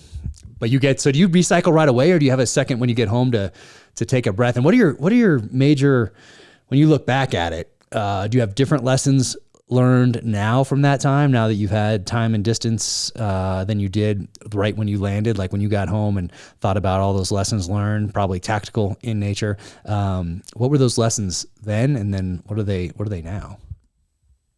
Yeah, it was fast and furious then, right? It was, it took something like, losing a guy to start evolving the operations, because you start to realize that the risk is real and there are ramifications and fallout from decisions that we're making, operationally.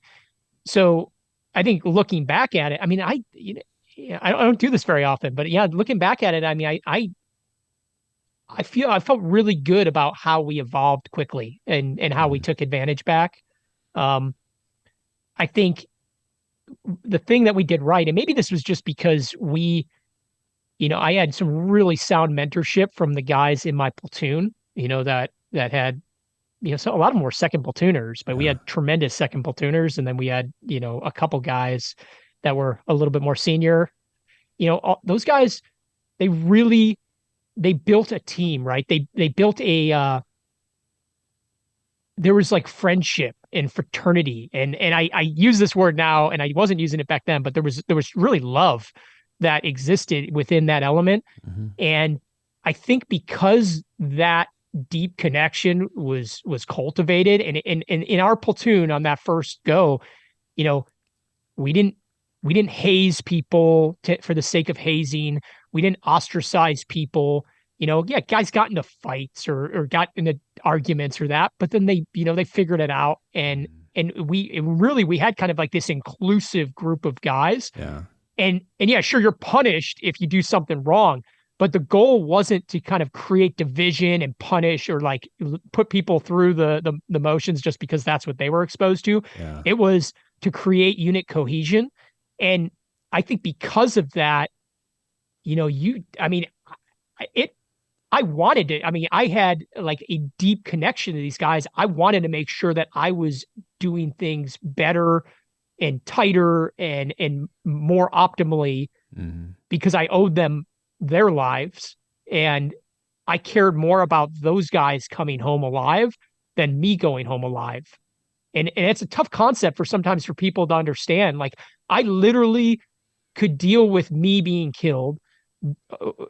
It was much easier for me to reconcile with that than making a decision or exposing guys that I really loved and cared about to undue risk without doing the job that I owe them. So yeah, I think that looking back now, I think I wouldn't have pointed my finger to kind of like the loving connection and unit cohesion being like the thing that differentiated us.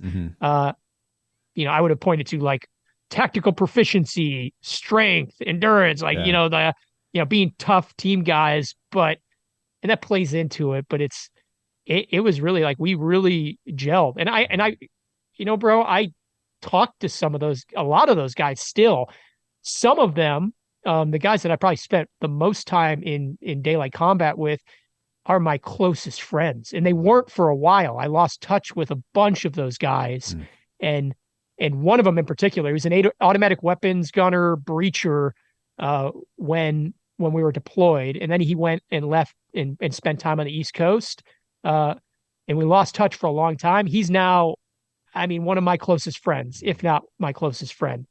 And again, I got to point back to it. It's like we developed some real bonds and real friendship. And I think it just sharpened the edge for me as a leader and kind of a tactician. Super important. Yeah. Are you feeling at this point, you're coming home, are you feeling like, all right, ready to go again? I'm at the top of my game. Now I have all this training. Now I have all this experience and these lessons learned. I'm ready to jump back in and get back after it as an OIC. Like, what are you thinking at this point? Or are you recognizing like, hey, maybe this took a bit of a toll on me. Like, where's your head at this point? No, I was so fired up to go back over to combat. Like that's all I wanted. And lo and behold, my next job actually took me to PACOM, to like the Philippines. Oh, really? I'm like, I don't think I knew that. Did I know that? Oh man, dude, it was because I went to work for Support Activity, which is now SRT. Okay. And so I was a cross-functional team OIC. Did you have to go that training? Did you have to do all the whatever it was called? Yeah. Like SIGINT and Human and IMINT. Okay. I did like the round robin out in DC with all the agencies, and interesting.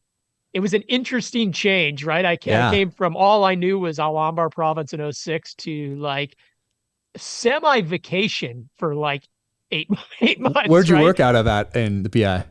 In Zamboanga. Yeah. Okay. At the Jasota P. Man. So, yeah, because I did the same thing in 2009, I think. Oh, bro. 8. Yeah. You were literally right after me. No way. Yeah. I mean, so yeah, the same thing. Very similar in that, you train up, you're out. And at that time it was like, okay, we're going back to Afghanistan. And then it was like, no, you're going to Iraq, Afghanistan, and PACOM. Yeah.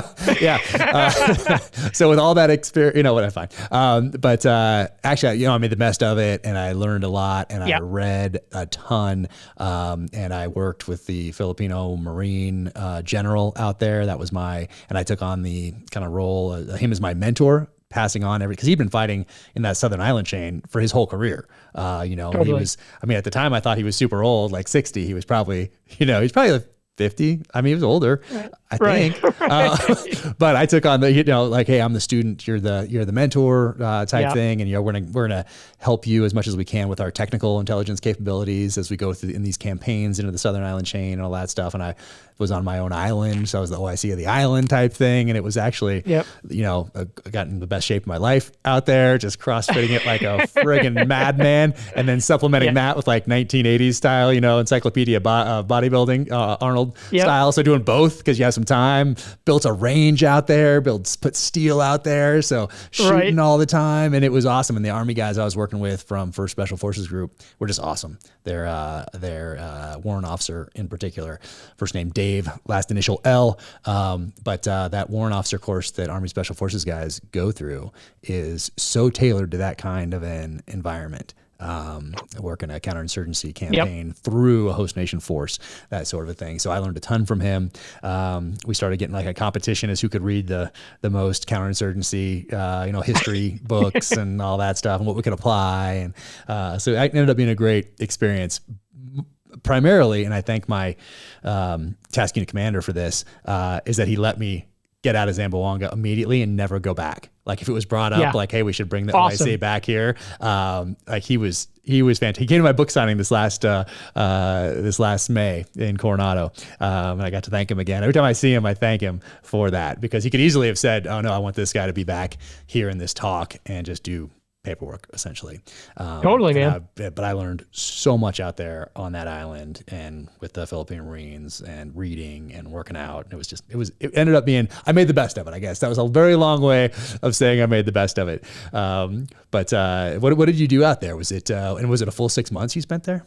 Yeah, it was the full 6, or it was probably longer, right? It was probably 7 or 8 by the time you did like, you were like the advon and then you stayed for turnover and all that. So I mean, it was just, doing intelligence related support stuff, traveling a bit, interactions up in Manila with kind of the government agencies and stuff up there. So it definitely interesting. Right. And it definitely was, to your point, you can either make it a terrible experience or you can learn from it, right? And take all of that stuff and put it into action later on. And it turns out it actually was extremely helpful. The following deployment, I had so much exposure to kind of higher level, assets and kind of how you target and do all that I wouldn't have had that if I had just kind of done ground combat like I did in 06 again. Now, granted, I was depressed because I'm like watching after actions coming back from Solder City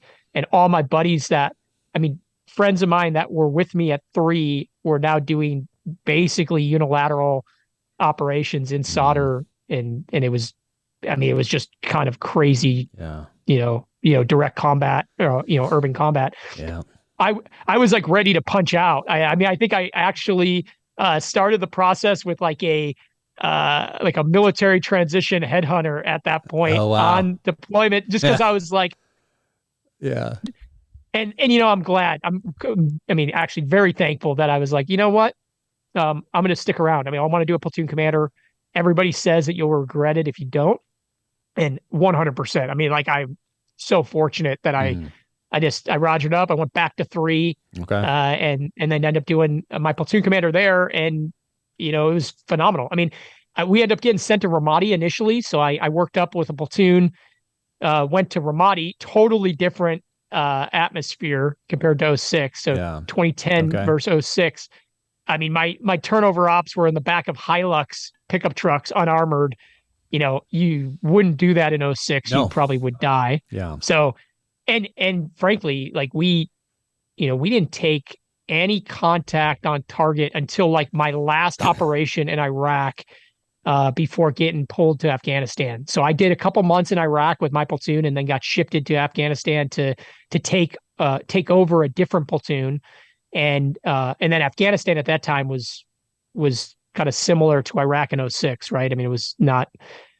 It was pretty kinetic, and it was 2010. 2010. So it had been summer of 2010. I ended up going to southeastern Afghanistan, to Zabul province, and lived on a fire base. I don't know, 100 kilometers from the nearest friendlies, and we kind of just were out there operating. So again, a lot of daylight stuff. Daylight ATV movement into villages and clearing villages, and then rotary wing inserts into villages in the mountains, and then holding positions, remain over day. Wow. And yeah, all that stuff. But I had a lot deeper knowledge of kind of all of the supporting assets, utilizing rotary wing, and kind of exposure. I mean, even being in Iraq at the first part of that, there was a lot of assets left over in Iraq because they were being shifted from Iraq to Afghanistan at that point.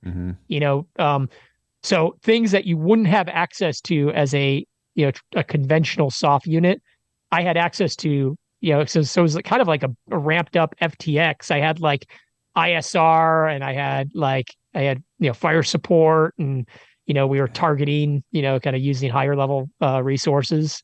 So it was really good in that capacity, and just made the best of it, and I benefited from it. Man, what did they move you from Iraq to Afghanistan? Did somebody get hurt or get fired over there, and they needed you? Or something? They just replaced a platoon commander for a number of reasons. So I basically took over a new platoon. I knew a handful of guys in the platoon, not all of them. We had a lot of new guys at the team at that time. So a majority of the platoon were new guys, and then a couple really, super sound guys. I mean, there's a guy, Benny Olson, who's retired now, so I can throw his name out there. But Benny was my platoon chief there, and he's a phenomenal human being. I mean, tremendous operator. We were both super short, so we were like the child leadership team. Like we both were like 5'6" or under. But Benny was actually a 3 for like most of his career. Okay.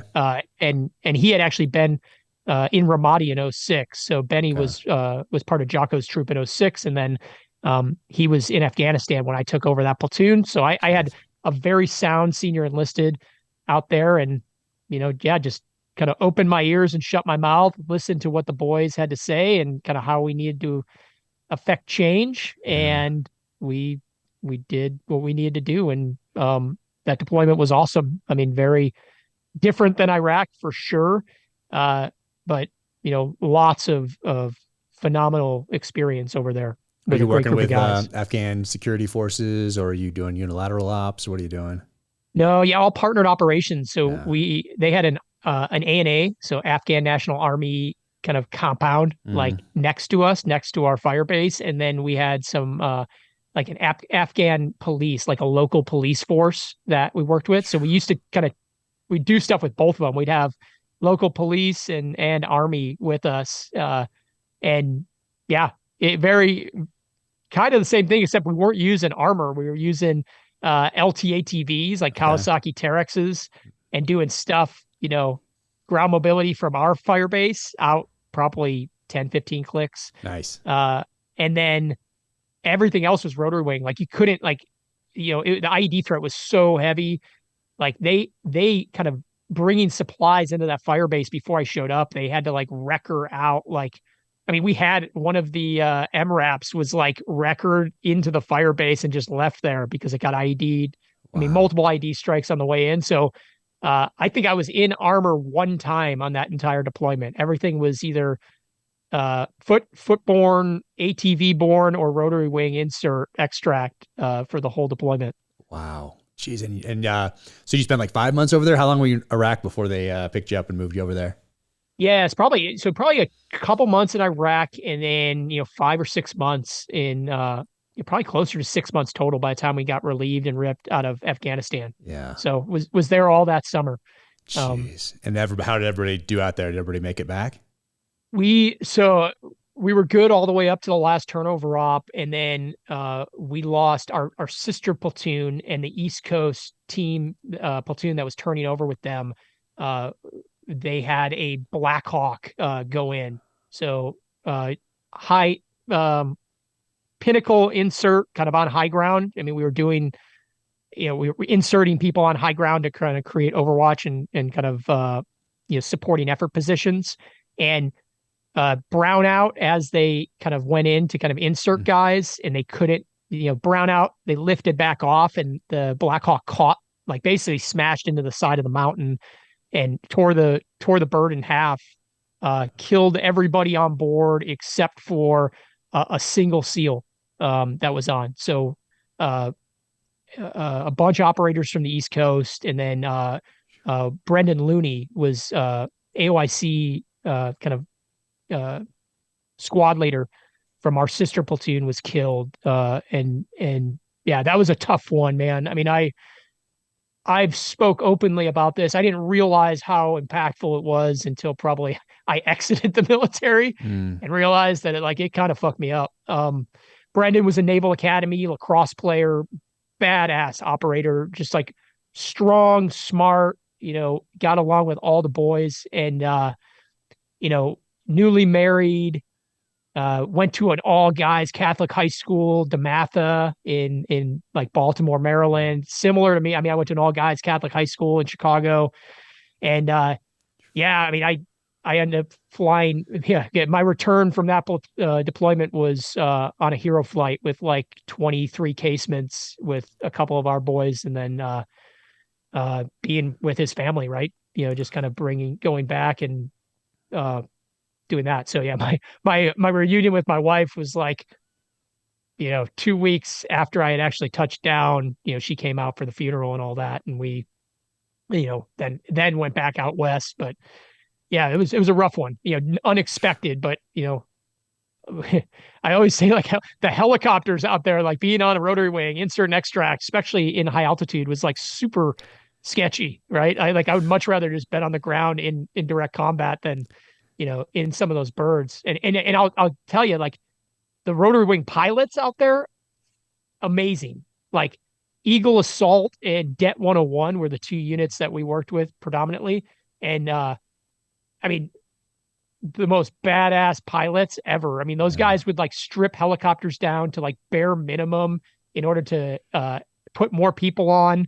They would bleed fuel tanks down to like the minimum fuel to got to get in and out so they could, carry more weight, be more maneuverable. But yeah, the tremendous capability.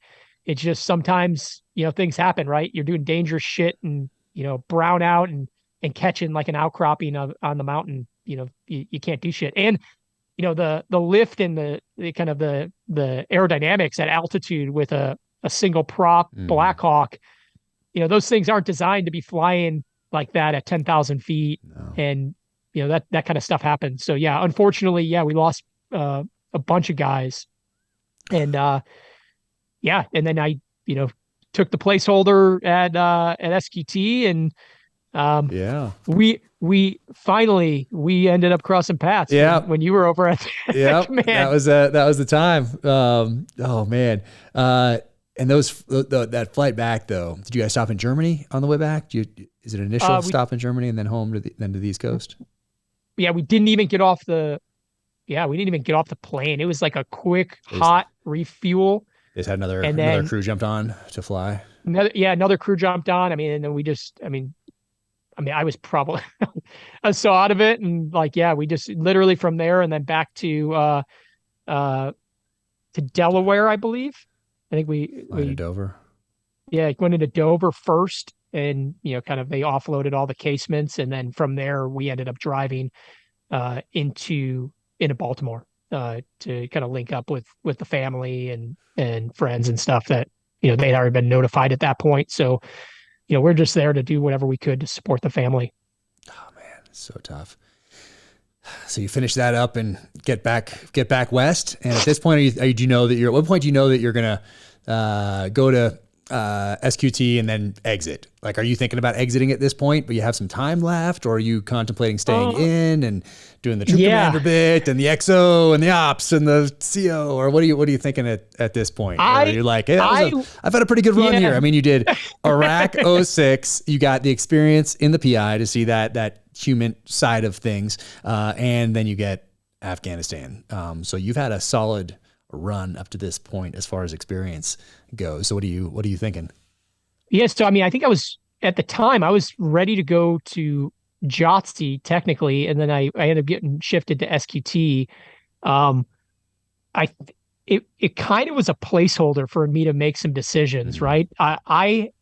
If I were to stay in at that point, I would have put a package into screen to go to Green Team, and that was kind of my path. That's what I wanted to pursue, and I was pretty much on that path and just using kind of the shore duty as a kind of a reset, probably just really to get into shape and actually become a better shooter and like actually focus on CQC and all that, because I hadn't done it in probably a year, right? Ever since workup, and it was kind of a light introduction to it during workups anyway. So yeah, I wanted to be prepared before I went through. So the shore duty made sense. Yeah. And then I got two younger brothers, and at the time my wife had just gotten pregnant with our first, with our daughter, and my brother Chris was living with his wife and my niece, who was like 4, and my nephew, who was just born. He was like 3-4 weeks old. We spent Christmas with them, told them that we were going to have a daughter, and then my brother Chris was 3 weeks later, after Christmas, was killed in an inbound avalanche in Winter Park, Colorado. Just crazy. I mean, like, you talk about unexpected, you don't expect to lose, a brother to an avalanche inbounds. And my brother was an avid backcountry skier, skied with Beacon and Probe and Shovel, and, went to school at Western State in Gunnison, Colorado. And this was just like a freak accident. So I only bring it up because, at that point, I stayed in Colorado with his family for a month or whatever. And just, I just, like, it was devastating for me, bro. I mean, like, I'm like, I can't think about it and not, feel the emotion, because, I just got to see him. It's like, I got to see the devastation that was like left with him being gone. And, it made me think, right? I'm about to have a daughter. My wife hasn't really seen me for like much of the last, whatever, 8 years of our marriage. And, I think that was the moment where I'm like, you know what, I'm going to get out, just to be with the family. Right. So God forbid, like something happens to me and I leave my wife and a child, without a dad. So like, extremely difficult for me, but it was, that was really a decision point. So at that point, I kind of decided, like, I'm going to transition out, and that would have been in and around 2012, 2013, and made the jump early, or kind of mid to late 2013, into the private sector, and and then have been there ever since. I tried the reserves for a little while, and just the focus on what I was doing now and on the outside was more important, and I just couldn't commit to deployments, and decided to kind of punch out completely. A few years after that. Oh man, it's a rough run. We did have a couple good times though in SQT, junior officer training course, buds, during those last couple of years. So right now my wife is in Jackson with our littlest one, the ski race. I'm here locked down writing, but she's there, and she checked into the hotel, and she saw, hey, there's some people here that look kind of familiar, and like not that we know she knew them, but like there's something about this group. And then this morning she woke up, she just called me before I came in here, and it's a Gold Star family retreat. Oh, no way. Yeah. That's awesome. And so she called me, and one of her friends who lost her husband was there from our time in Coronado. And so she called me this morning and was like, I'm so glad. It's just strange for her to be there with our son, and just happens to be in the same hotel. Yeah, bro. With all these widows, and then the support and whatever they have going on for this weekend out there. But she was like, it was an interesting call. I mean, that's kind of, you don't expect it. She was going to the Jackson Hole ski race. You're going to these different things, and it's the Gold Star family retreat. Yeah, well, hey man, it's women. Sobering reminder, right? It's a blessing when you cross paths with those that have endured that, right? And their husband, father, brother decided, made the ultimate sacrifice, for, like everybody says, for the country. It is for the country, but I tell you, it's more for those that we love, that we served with. Those guys laid down their yeah. Sorry, brother. I actually.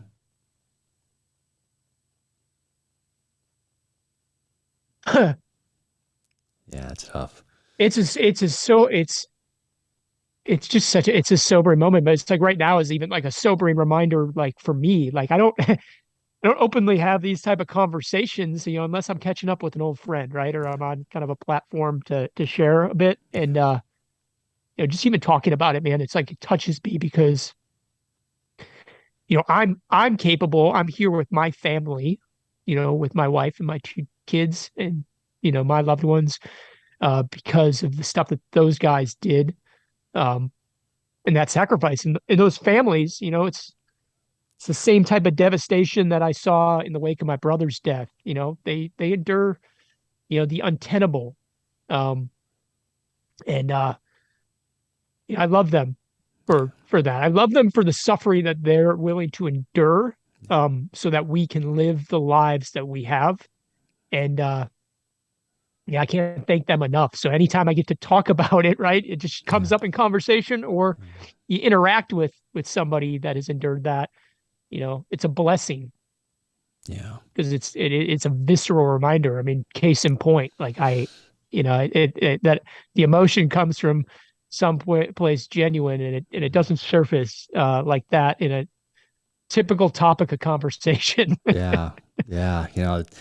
That touch point, being able to appreciate, what was sacrificed, not just over the last 20 years, but from the inception of this country up to today, so that we can have these freedoms and options and opportunities that we do. It's something I think about every day. Try to weave it into the novels. Bring it up as appropriate. But it's something that I think we would be a stronger country if we thought about it a little bit more and just appreciated those sacrifices a little bit more. It would probably cause us to put a little more thought into some of our decisions at the tactical, operational, strategic level as a country.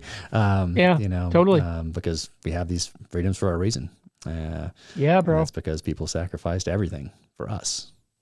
So, yeah, man, we're thankful for it. Yeah, big time. Man, let's take a stretch. Let's stretch our legs and come back and talk about Protekt and our time at Buds. So we took a little break, and I filled up with hydration. So what's one of these? But I ran inside. So this one is the lemonade. But I ran inside and grabbed the raspberry, and filled up to hydrate a little bit. Awesome. Yes, Protekt. But before we get there, this is where we cross paths. So we're 2012 right now. Yeah, 2011. Well, yeah, you were there probably 2012, right? I got there 2012. I showed up like late 2010, early 2011. Okay. And I think it was like So you'd been there over a year already by the time I got there.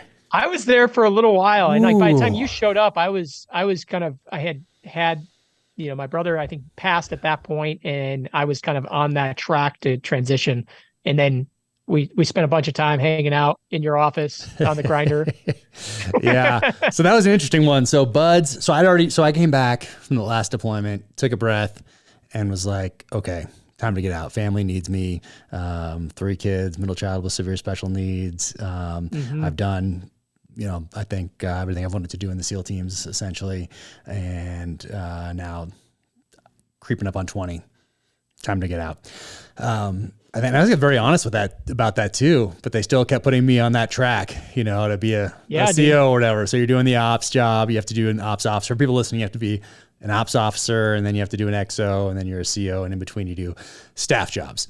So all looked pretty horrible to me at that stage, especially if I knew exactly what I wanted to do next, which was write thrillers. I was not honest about that. I never even said it. I never even, it's not honesty. It's just like, I was very honest about getting out. Like, I'm going to get out here soon. And they're like, oh, okay. Yeah, right. It had been a good run up to that point, but I got to Buds, got to take a look around, decided it's time to move on. It was a good run here. But for those listening also, after you do your troop commander tour, task unit commander downrange, that's probably the last time you're going to tactically maneuver guys on the battlefield again. After that, you're going to a staff job, an ops job, an XO job, another staff job, a CO job.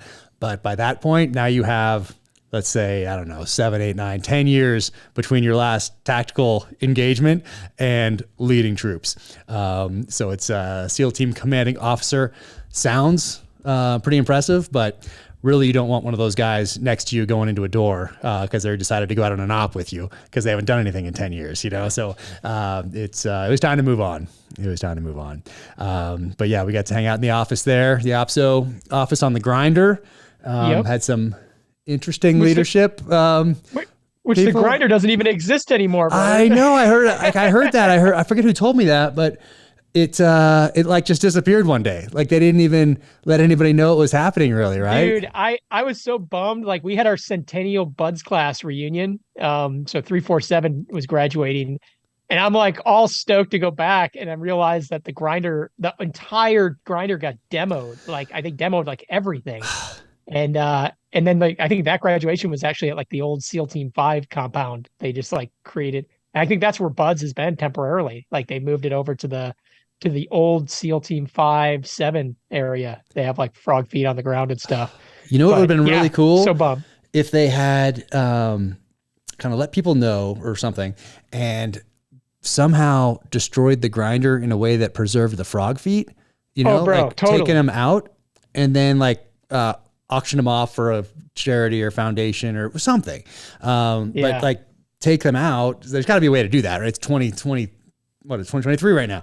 Right. Like I feel like we have to be able to remove the frog feet somehow, and we have the technology. I think to saw cut those. I think we could figure that out somehow, and that would have been really cool to like be able to to auction those off or something like that, or I don't know, do something with them rather than just destroy all that history. Yeah. It's like, oh man. So for people listening, you put, they have these frog fins, flipper things on the ground and you line up there, similar to like Marine Corps, right? They do something, they have the feet that you stand on at Marine Corps boot camp.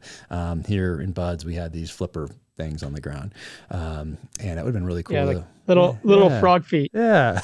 That would have been pretty cool to be able to like, I know, have, dude. Preserve a little bit of that history. Kind of cool. But they just destroyed it, right? They just freaking. I guess, yeah. I don't know. I mean, maybe they did. I don't know. I have no idea. Maybe they did do that. Maybe they did think ahead and they're doing that. I just don't know about it. Yeah, I don't know. Not that I heard of. I mean, I would have loved to have. I mean, I would have put some in the back. I mean, there's like, dude, so much. I guess it's just so much history, right? Like in those, everybody that has come through the program, like that has stood on those things. I mean, it's kind of epic. Yeah. To think about it. Yeah, I mean, how many Medal of Honor recipients, people that obviously aren't here anymore with us, but there's so much history there. I mean, I hope they saved them. I mean, it seems like I wonder who was in charge at the time. There's like a warehouse someplace, like with Maybe. like the With Ark, the Ark, the Ark yeah. of the Covenant, and Exactly. a bunch of frog feet. I hope in so. A box or something. I hope so. I'm gonna be so sad to think that they didn't even think about that. But maybe they did. Bro, Maybe they did. know. I'm totally assuming here that they didn't. I could be totally wrong. Hopefully with your reach, somebody reaches out and is like, dude, I have some. That'd be awesome. That would be rad. Yeah, no, that would be incredible. Or I have to think that if they did that, some enterprising young SEALs raided whatever dumpster they were in and took them. Totally. That'd be cool. Yeah, dude. Yeah, that'd be awesome. Yeah, they just have like like 5 Tacomas. Yeah, exactly. Exactly. Totally. I hope so. I hope there were some enterprising young frogmen that did that. But we'll see. Yeah, get in touch with me if you did. I'd like to know. I'd like to know. I won't tell anybody. I won't tell anybody either. If you snuck them out of there, because now they're going to go after you for stealing government property. Now that they're in a dump somewhere, they'll still come after you for that sort of a thing. You know what I mean? Exactly. Someone will be upset about it. Someone will find a rule. But yeah. So we're at you're over at SQT, which is nice because you're across the way a little bit, so you're not right there at the flagpole. You're like a little bit away, a mile or so, whatever it was. A little bit away. Yeah. Yeah. So Other side of the compound. Other side of the base. Kind of on the amphi base. Yep. Which I think SQT is still going on over there. I believe. I think so, but I think they're still over there. Yeah, everything else has been moved now at this point. Down south, right down to the elephant cage area. Yeah. I have not seen in person the new compound, but I've heard it's pretty remarkable. I heard it's pretty cool. Pictures and stuff. Yeah, you can shoot there. I mean, I heard there's it's pretty cool from what I understand. I'd like to check it out at some point. But I think at the reunions, don't they do like one of the West Coast reunions down there and you can walk through or something? I think so. I have not gone, dude. I had a friend send a video of like the pool there, which is like insane. There's like GoPlat structure coming out of it, and like I think it's like a 20-foot dive well. Dang. So it's like a SeaWorld pool. Wow. It's crazy. That is wild, man. Yeah, I'd like to check that out. That would be really cool. Yeah, SQT buildings are still those. I mean, they were great for what they were. You got classrooms, kind of a staging area, place to work out and do all that sort of thing, and then off you go to your different training venues. So, totally. So you're doing that, and under is it under SQT is junior officer training course? Is that how it is? Yeah. So it's a part of. JOTC fell under SQT. I think that came later, but like by the time I got there, that's how it was. And had some really phenomenal guys that came through as instructors there too. I mean, we had a guy, I'll just call him Joe Brad. He was a awesome. Army enlisted, operator at the highest levels. From the Army's top tier special operations unit, and amazing guy. I hope he's still there. Is he still there as a GS? You know what? I don't know. He had been for sure. Yeah, I hope he is, because I mean that guy was wealth of knowledge. That guy was amazing, like I like a consummate professional. Mm-hmm. Totally. But yeah, we had him, and then there was a whole bunch of guys that had come over from Dam Neck and were running assaults. Like the assault cell at SQT at that point. I mean, dude, it was basically like green team for the SQT students. Yeah. You had a bunch of dudes that came from gold and blue, and actually Marcus Capone was working as the assaults lead during kind of the latter half of my tenure there. Okay. So that's how Marcus and I first connected at SQT. And Marcus was like in the middle of like kind of transition as well. Yeah, wasn't he also working as like a stockbroker or something? What was he doing? Like, wasn't he going?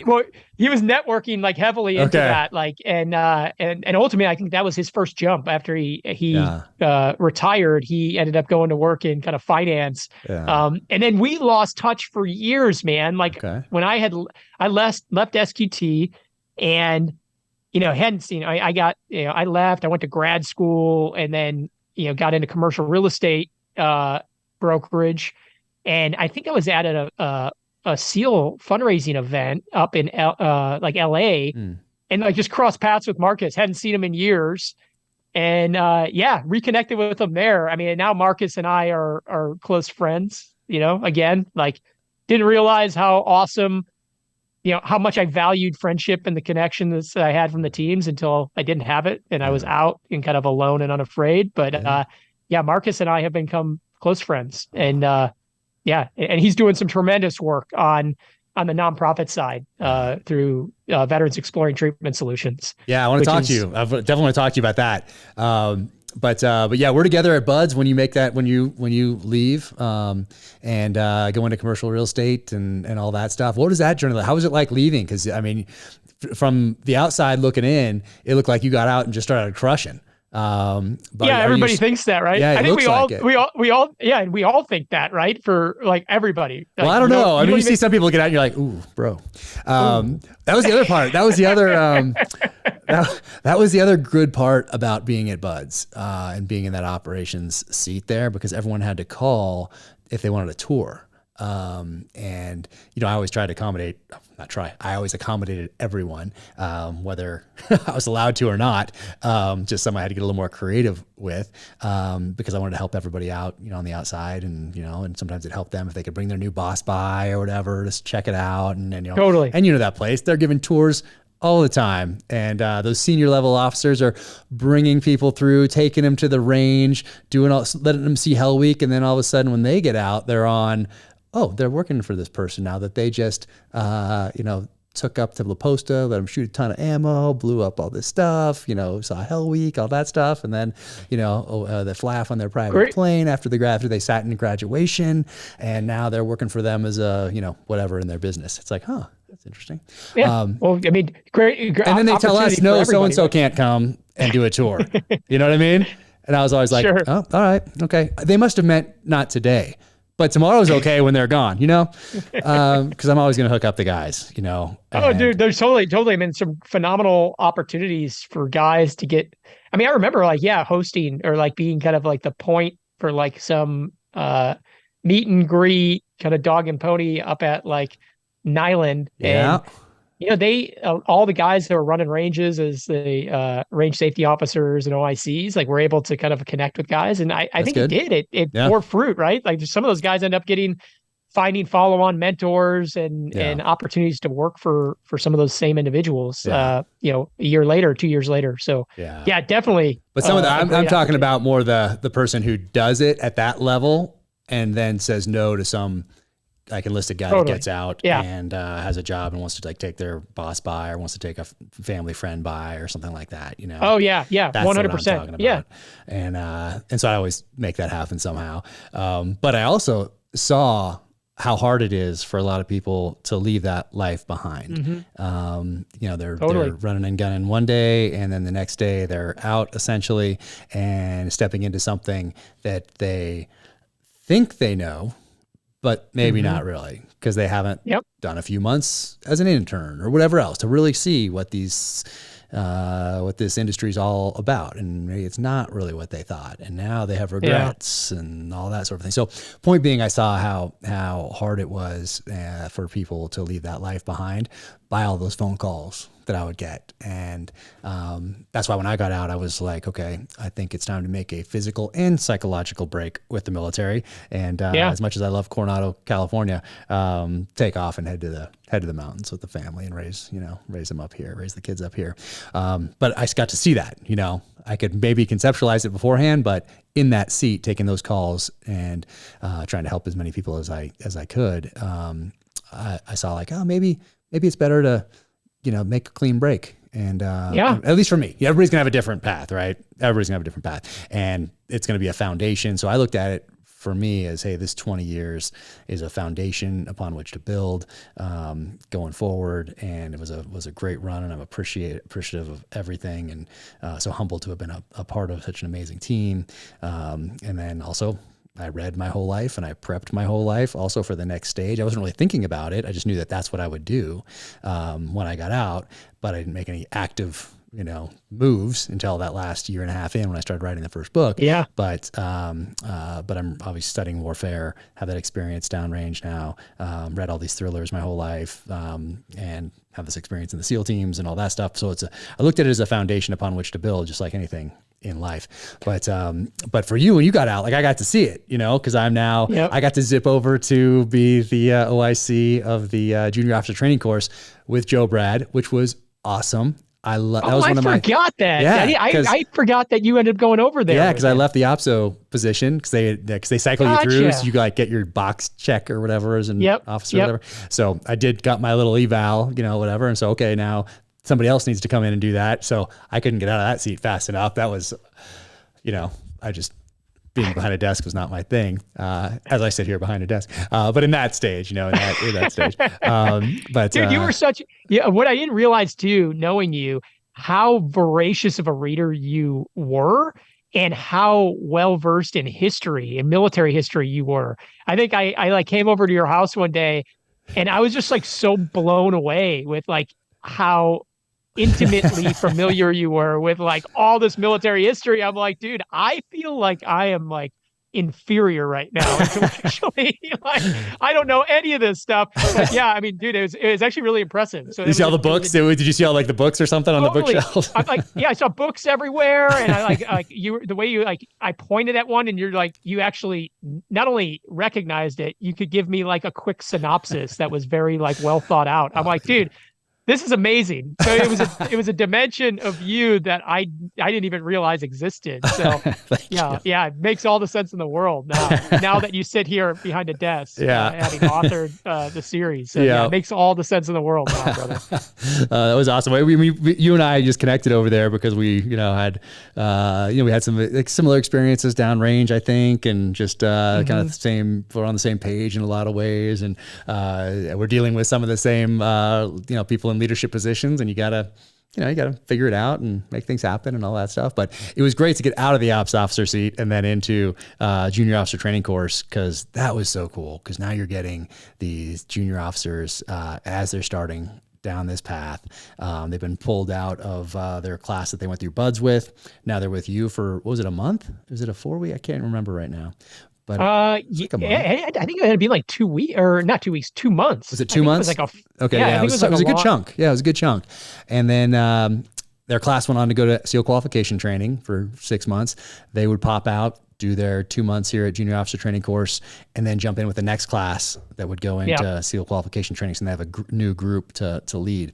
But man, that was so cool. And Joe Brad, coming from the unit that he was coming from, had so much knowledge, so much experience. And it was great to take a breath and pass on some of those lessons, like think about those lessons, and then think about how to articulate them to the next generation. And it was just a fantastic experience. I love that. And you're away from the flagpole. You're a little farther away. You're over at the SQT building, which was fantastic. Oh, dude, I loved it, man. I mean, I loved being able to kind of step back and share experiences with guys that were like super hungry, right, to hear about it. Like, you kind of take it for granted. You're like, oh man, I got all this stuff, and I don't talk with anybody about it.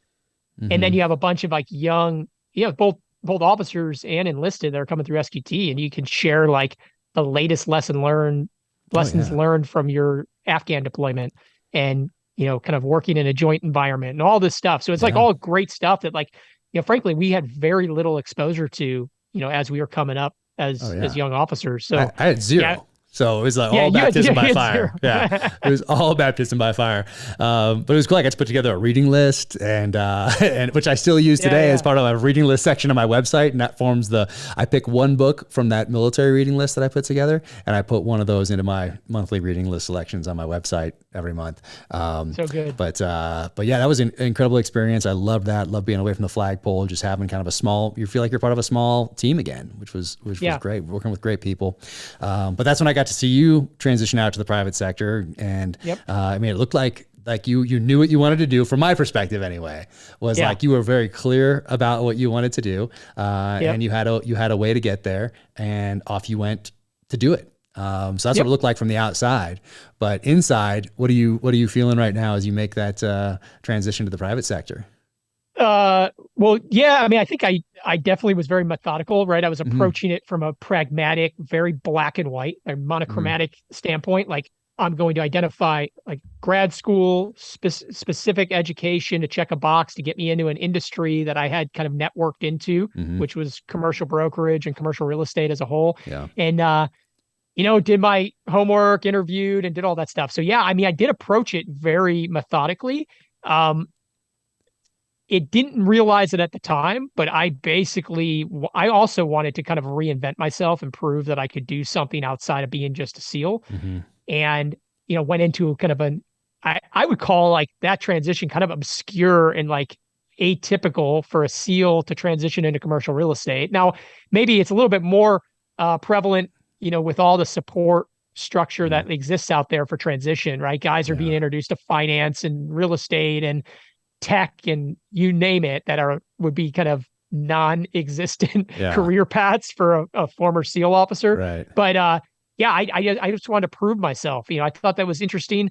I'd be lying if I didn't say that like there wasn't a lure behind kind of the financial upside potentially. Mm-hmm. So and I think frankly, I started to put some of that stuff ahead of why I should be choosing certain things. And I think the why, looking back now, should have always been the people, right? It doesn't, and it's the advice I give to younger guys or other people that are making a transition. I'm like, hey, I don't care what field you go into. Now, granted, it helps if you're passionate about that particular industry, but you need to find the right folks. Like you need to mesh and have connection, because if you don't, you're never going to truly realize greatness in whatever you do. So I think that, that was something I've learned through kind of trial and error. Yeah. And then on the personal front, I'll kind of take it all the way back to my earlier comment about kind of the inception of emotional compartmentalization. I was super closed off emotionally.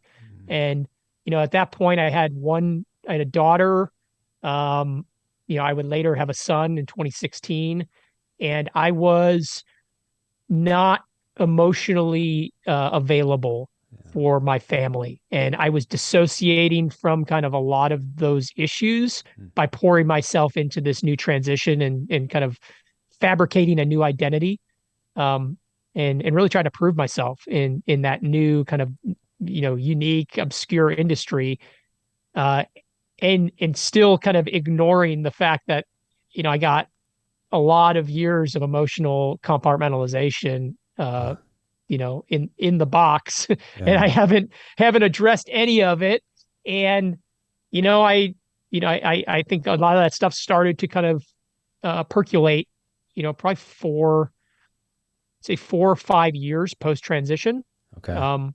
Where, I started to deal with, pretty intense apathy, and anger, which, me fairly well at this point. Like I'm a pretty even keeled, not angry person. Yeah. And I had like I had a very short fuse at that point, like where I just feel agitation and all of these things that were very abnormal for Nick as I thought I knew Nick. And, I think my wife had been, probably even like in the latter years of deployments and kind of transitioning, had pointed it out, right? Had pointed out like, as we'd have a flare up or a fight or a disagreement, like, you're not the same person would be kind of the party line. And I would say, I defensive, like I wasn't even aware of it, but I'd be like, you're crazy. I'm the same person I've always been.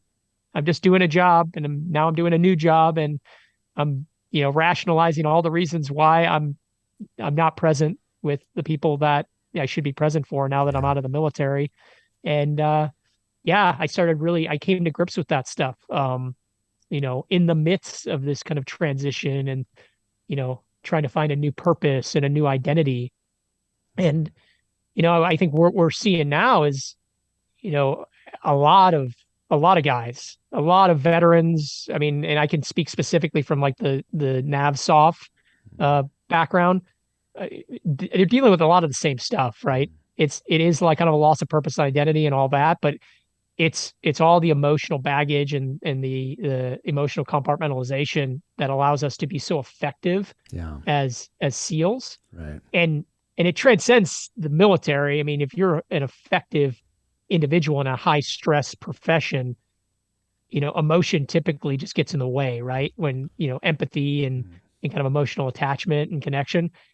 So me and a lot of guys have struggled with that. And, it kind of was it was a struggle to be very, very honest for a long time. And, I had to kind of figure things out, and I try to identify ways to kind of address the internal issues and the root cause of those feelings and kind of situations that started to unfold.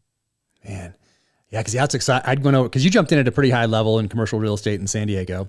And I came over to your office, and it was near the same place where our daughter was sailing at the time, and so we had lunch together one day. And that I remember exactly where it was, where your office was, parking lot was, dock was, the whole thing. So you jumped in at a pretty high level, and with some. I mean, it seems like you're just on a path to crush it there, but inside you're dealing with some of that, and your wife notices it first, which is typically, I hate to say typically, but I've heard that before. I've heard from spouses before that they notice things before the service member does. Oh, bro, think about it. Your spouse is one of the closest people to you, if not the closest, right? And they are like literally on the sideline watching this entire transformation, right? Mm-hmm. Like they're there as you're deploying, as you're working up, as you're deploying again, and transitioning out of the military. They're just watching it. So like, of course they have this clear perspective of what has what has transpired over the course of a career. Yeah. And you're in the middle of it, right? It's like, right. Yeah, you don't have the 50,000-foot vantage point. You're on ground level, right? Doing CQB, right? Right? You're clearing your corner. You're clearing your corner. Yeah, totally. Yeah, you're not seeing the tactical or the strategic overview that the wife typically does. So it's she definitely had a great vantage point, and I mean, on the outside, I think I was doing all the things I needed to do to kind of progress on the outside, but it's the internal struggle. It doesn't matter. I mean, what I've learned is like, the material things don't drive happiness, right? And success on that front, I would say it doesn't. It absolutely is not a driver of joy and happiness in your life. And it's, it helps. It can help, right? It can help alleviate discomfort and all that. But, it takes digging deep internally and kind of addressing that stuff to truly start to embrace, true happiness and joy. Yeah. So when do you start to recognize it? When do you like, hey, my wife might be onto something here? Because I remember, so you're doing the commercial real estate thing, but you're also starting to explore some other options too, some other entrepreneurial type ventures. And is it during those processes that you kind of find out that like, oh, maybe I have some things I need to work on here, deal with here, or address, or like, what is that? Yeah. What is this 4, 5, 6, 7 year time frame like when you're out in commercial real estate, in this sprint, and then start to explore some other kind of ventures? And then how does it come about that you're like, hey, maybe I should take a breath here and address a couple things?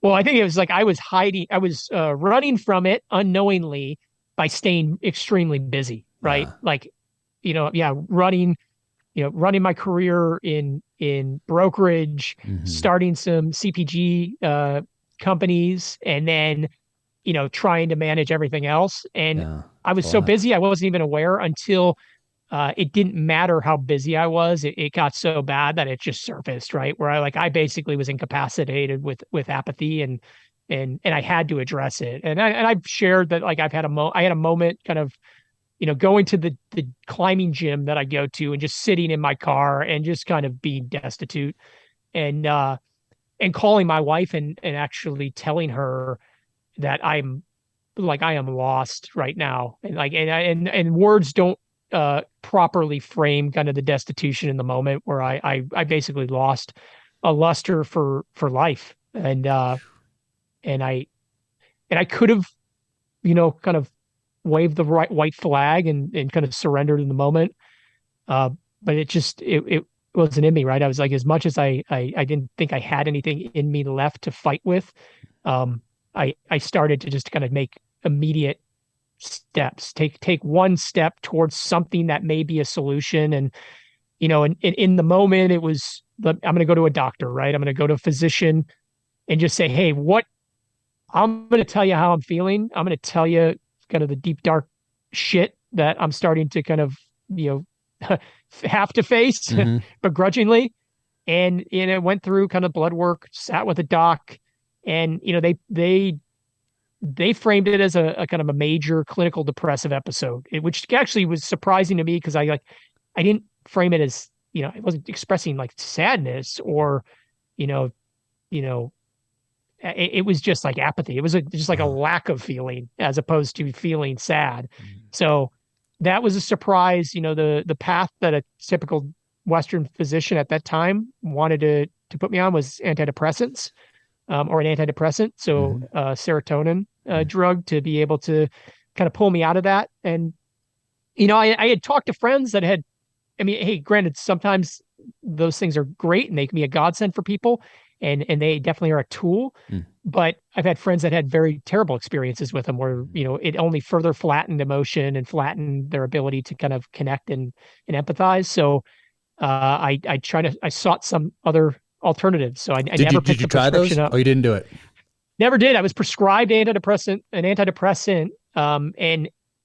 I remember it got sent to the pharmacy, and I used to get the little ping on my phone, right? Hey, you got a prescription to pick up, and you didn't do it. I never picked it up, man. And I initially, they had actually recommended therapy, cognitive behavioral therapy, and I didn't do it. What falls under cognitive behavioral therapy? What are the kind of pillars of that? So it was basically there's basic talk therapy to kind of change, like sit on the couch, like on the couch type thing. Sit on a couch, yeah. Talk about things, unpack it, try to kind of create some neurologic changes through behavior and change behavior patterns. And I didn't buy off on it at that point, right? I was very reluctant to talk to somebody that wasn't a friend that I trusted, and I ignored it, right? So I ignored the SSRIs. I ignored therapy. What does SSRI stand for again? Selective serotonin reuptake inhibitor. And what is it? And that's the what is that then? The antidepressants, or that's the antidepressant. Okay. Yeah. Sorry. Yeah. I can't believe I actually pulled that one off. That's pretty good. Acronym. Yeah, that's pretty good. So antidepressants fall under that. Okay, so that's what an antidepressant is. Okay. Just to help you with depression or anxiety, or really depression. Did you, when you were in your car, when you were at that low point in your car outside the gym, did you go in and climb after that call? No, I didn't. Yeah. I think I just turned around and called. My wife was out of town with the kids, so I opened up. I'm lucky. I had a lifeline, right? I at least was willing to open up to my wife and not just internalize it completely and feel shame and that stuff happens, right? So that memory is etched in my mind because I think it was it was a key decision point, because if I didn't choose openness and connection and vulnerability in that moment, who knows where I would have gone with that, because it wasn't a good place for me. And frankly, it's, that it's a battle that a lot of guys and gals across this country and the world are, deal with, right? Is, facing that opportunity, and being vulnerable and connected, and kind of bucking the trend and trying to, kind of stay brave, even though, it's stigmatized still. I think we're doing better, but I'm very thankful that I had somebody that was there and willing to listen to me and not judge me. And then, also that I was able to kind of, check my ego at the door and actually say, hey, I need help. I'm not doing well. Man. And are you still in commercial real estate at this point, or have you left that behind? No, I'm still in it. Yeah, I have a firm still doing that. And right now, I meant then. Yeah, so I thought I didn't know you still. Yeah. Okay. So I'm so focused on the Protekt stuff. I thought you. Yeah, I am. Serial entrepreneur. Yeah. Nice. So, okay. You're probably jumping ahead, but I'm. Still. Okay, so at the time, you're still managing all those things, still working on those deals, like all those things that you're doing, and you have a couple kind of side hustles as well on the entrepreneurial side. Other things I got going. Yeah. So my plate was full. Yeah. For sure. So you'd filled the plate, and that wasn't enough. And you hit this point. And so how do you explore these different options then? And how did you know to say no to the antidepressants for you? Is it because you had those friends who it didn't work for, or you did some research online, or why did you not pick up do that prescription for you? Yeah, for me, it was just, I had heard some of the symptoms, right? Yeah. Like, that come as like like an aftershock, for the antidepressant, like emotional flatness, kind of issues with kind of like just not feeling good physically. And Mm. maybe that was enough for me to say, Yeah, like, probably hey, I'm for gonna try you. to, Yeah. Because you're always in yeah, incredible shape. if it was going to make me feel lethargic, or I was going to feel like I was going to retain water weight and not be efficient climbing and all that, like that Uh, might have been enough. But yeah, I ultimately, I tried an alternative modality. I tried something called transcranial magnetic stimulation, mhm. and I've spoke at length about that on a couple different platforms. I think initially with Tim Ferriss back in like 19. And they're using a magnet basically impulsing kind of frontal lobe to kind of stimulate neurologic activity. Yeah. And it was a Band-Aid. It was good. It Huh. it provided kind of like a lifesaver in Uh-huh. a kind of a moment of need. So I did that for 4 to 5 weeks. Felt good for a long, probably 3 to 5 months, Yeah. and then went back again because it was starting to fade.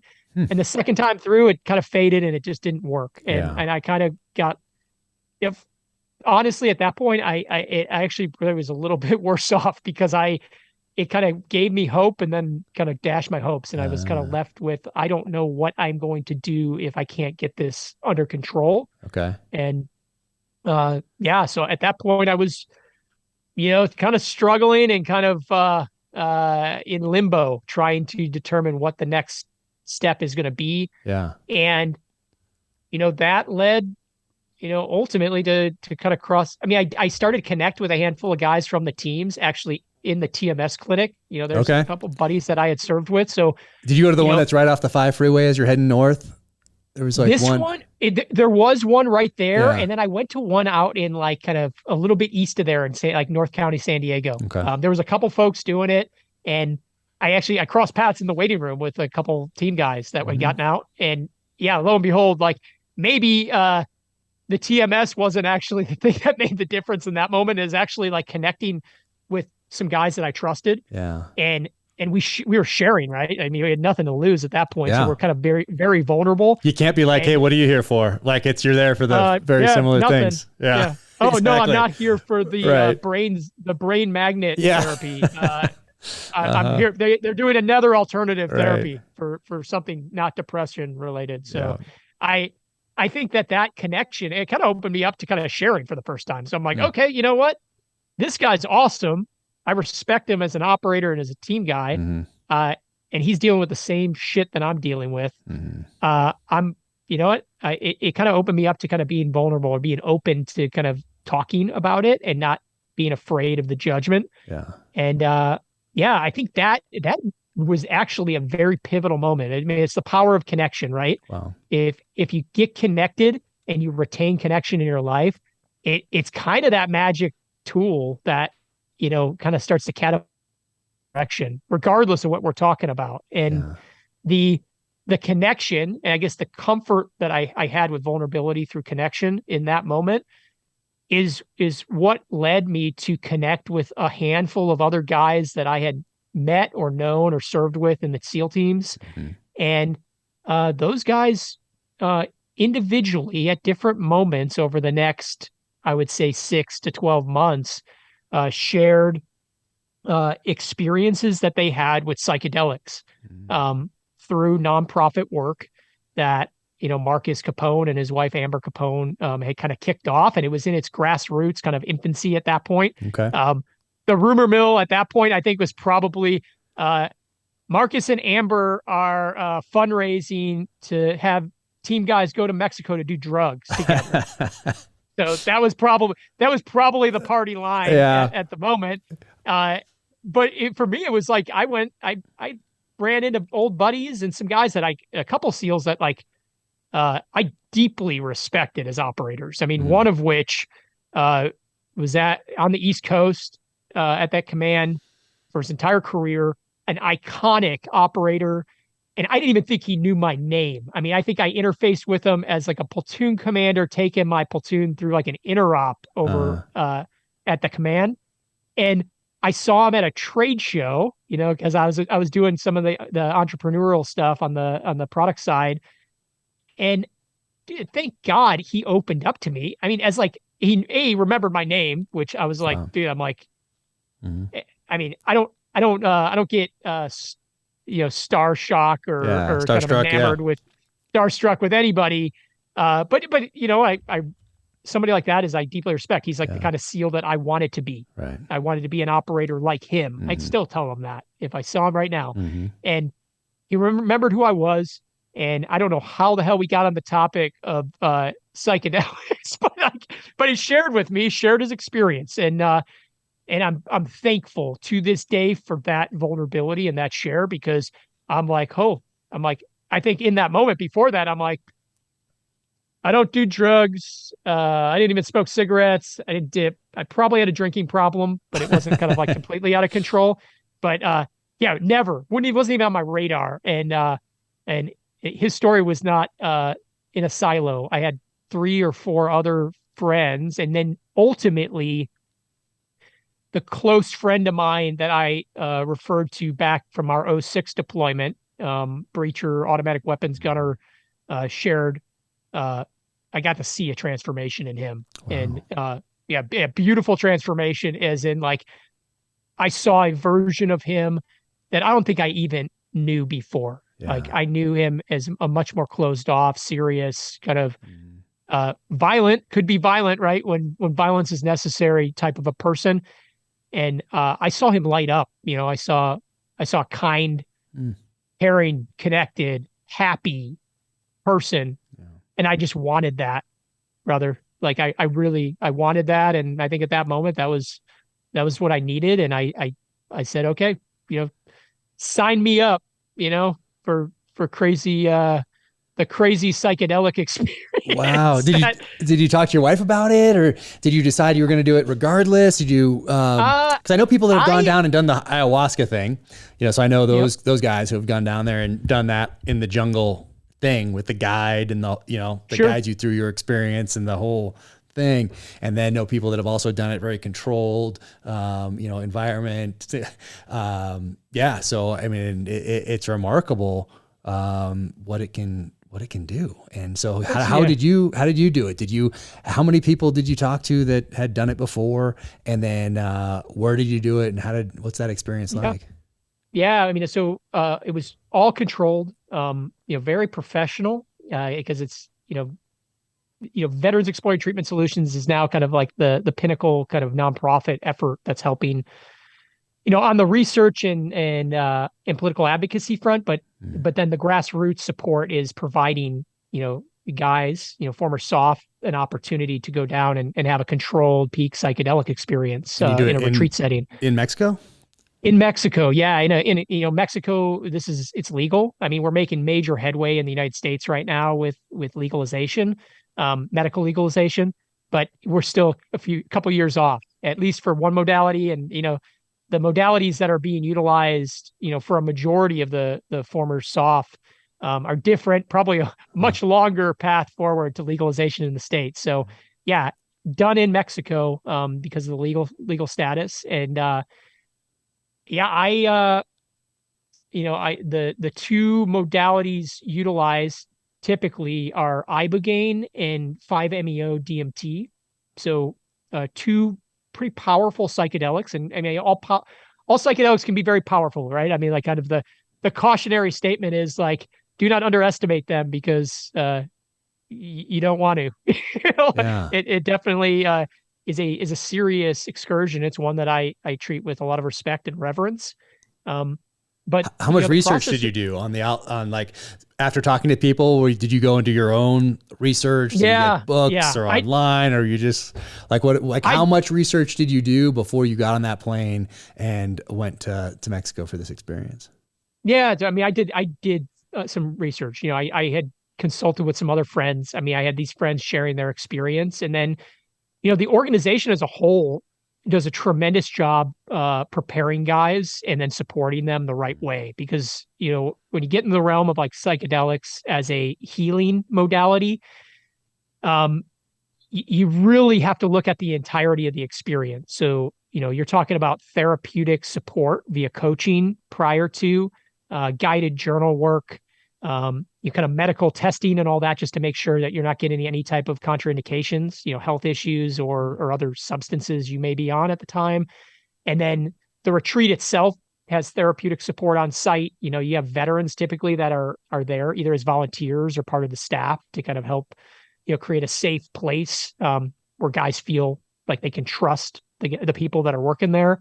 And then, the after math is really where the sweet spot is. Like, it's integrative care with therapists or coaches to help people kind of galvanize what they took out of the psychedelic retreat and actually put it into their daily life, right? So like kind of shape new practices, new daily practices that are going to give them kind of the long-term health, mental, physical, spiritual health that is lasting, because these things are not the magic pill, right? You go into it begrudgingly because your friend told you should do it because you got some issues, and you ingest a psychedelic, and it's not going to fix it for you. Like, I truly believe that these things are catalysts to opening up you to heal yourself.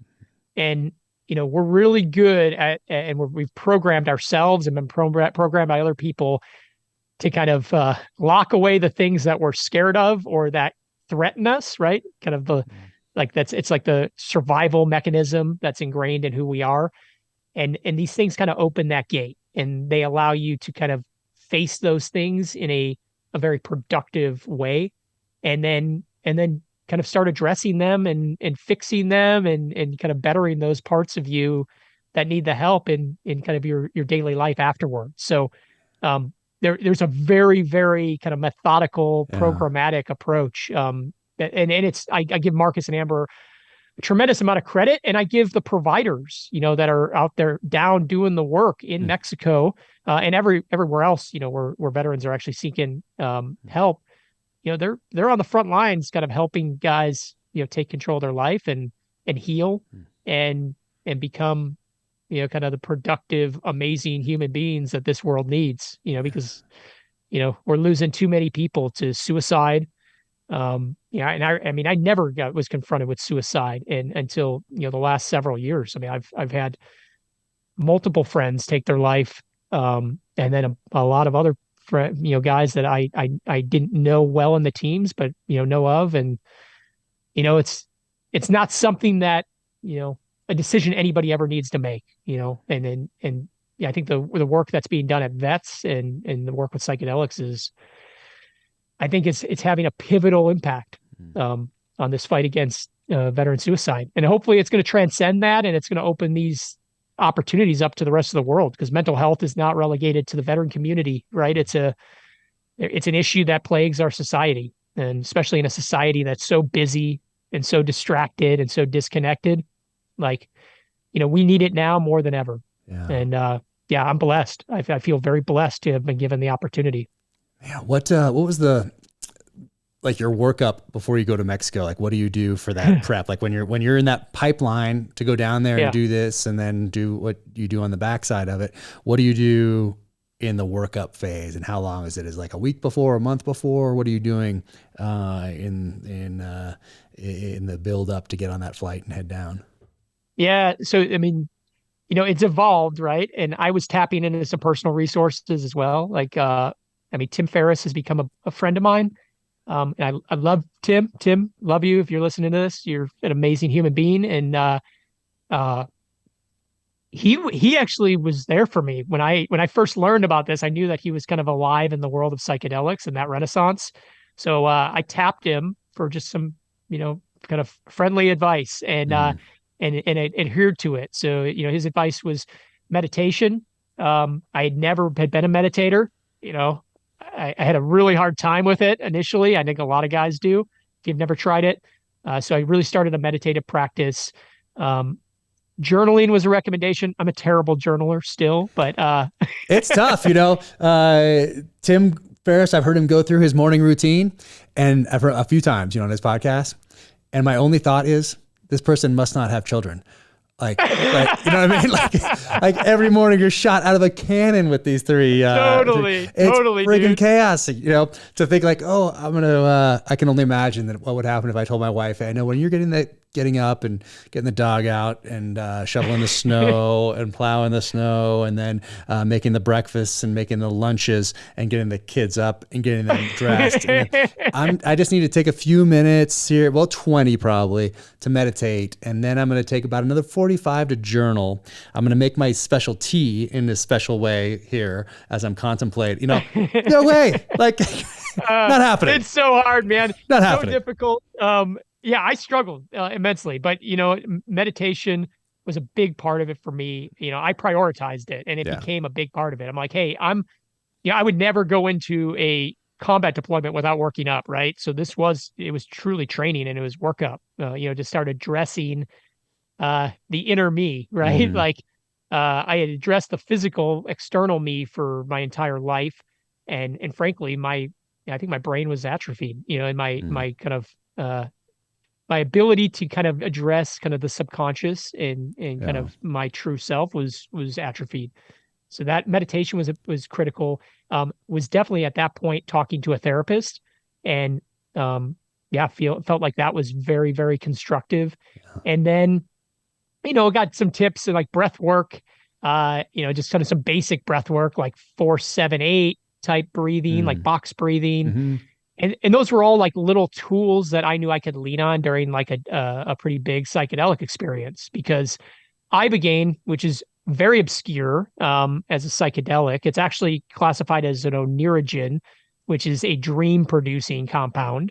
So kind of different than any of the classic psychedelics out there. Where does it come from?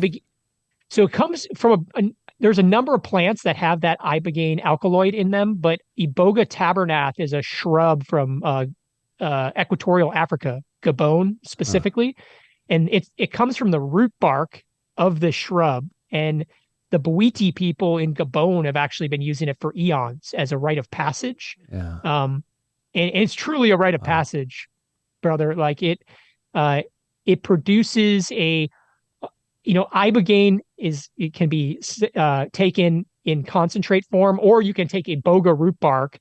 I did not do that. Iboga root bark in a boga session could be 48 to 72 hours. I mean, it's like a legit session. And ibogaine is typically like an 8 to 12 hour experience, and it's you experience ataxia, so it impacts the cerebellum. So ataxia is like loss of motor movement control. So people liken you to like a newborn baby giraffe trying to walk around, like motion-induced vertigo. Like you really don't want to get up and move around on ibogaine, and you're pretty much laying down on a mattress. It's all medically supervised with heart rate monitor. They have medical staff that are there, cardiac specialists, and with closed eyes or covered eyes, it produces, for most of the population, very lucid visions, like dreamlike visions, like ultra high definition on the back of your eyelids type things. And I'd say, unlike, kind of more classic psychedelics like LSD or psilocybin, or even ayahuasca, the visions are very rooted in like you. So like the journaling that you did prior to, and the questions that you want to ask kind of in the experience, typically they surface in the form of these like beautiful teaching visions and recall of memories. And, frankly, I had very little recall memories from like childhood and from kind of growing up. And, what I've learned in this experience is like the human brain is like the most amazing DVR ever. Like it literally, from the moment we are born till the moment we die, like there's a lot in there. And, I had recall of memories from my childhood, from a third person perspective, which sounds crazy, but like watching myself as a child with my younger brother playing in our living room, or watching G.I. Joe together. And, memories, looking at like as a child, being in my childlike body, like looking at my mom rocking me, holding my parents' hands, walking as a kid. I mean, just like these beautiful teaching memories. And they were there for a purpose of like answering questions that I wanted to know about my life. Would people be proud of me? And I say that, I bring that one up in particular because for me, it really was about self-love and not being good enough, for me, not loving myself, not checking the boxes that I feel like I have to check for other people. Mm. And understanding that, I'm loved, man, and the people are proud of me, and I am doing a good job with my kids and my wife. And yeah, a very, very beautiful experience. And from like a physiologic kind of healing standpoint, tons of research being done. I know Vets partnered with Stanford Medical School to do, a very deep research study on ibogaine specifically and the soft community. And that, I think that research is going to get launched probably this coming year, but the initial findings are prolific according to the Stanford team. And you're talking about kind of stimulus of kind of brain derived neurogrowth factor for helping to heal TBI, kind of full reset of the central nervous system, neurogenesis. So you're actually like helping to heal the brain and heal kind of the neural pathways that might have been damaged with blast or chronic sleep deprivation and exposure to stress. So very pragmatic. So even if you're a non-believer from like a psychospiritual standpoint, and I could tell you after you take medicine in that capacity, a lot of people are believers afterwards, because it's kind of hard not to be.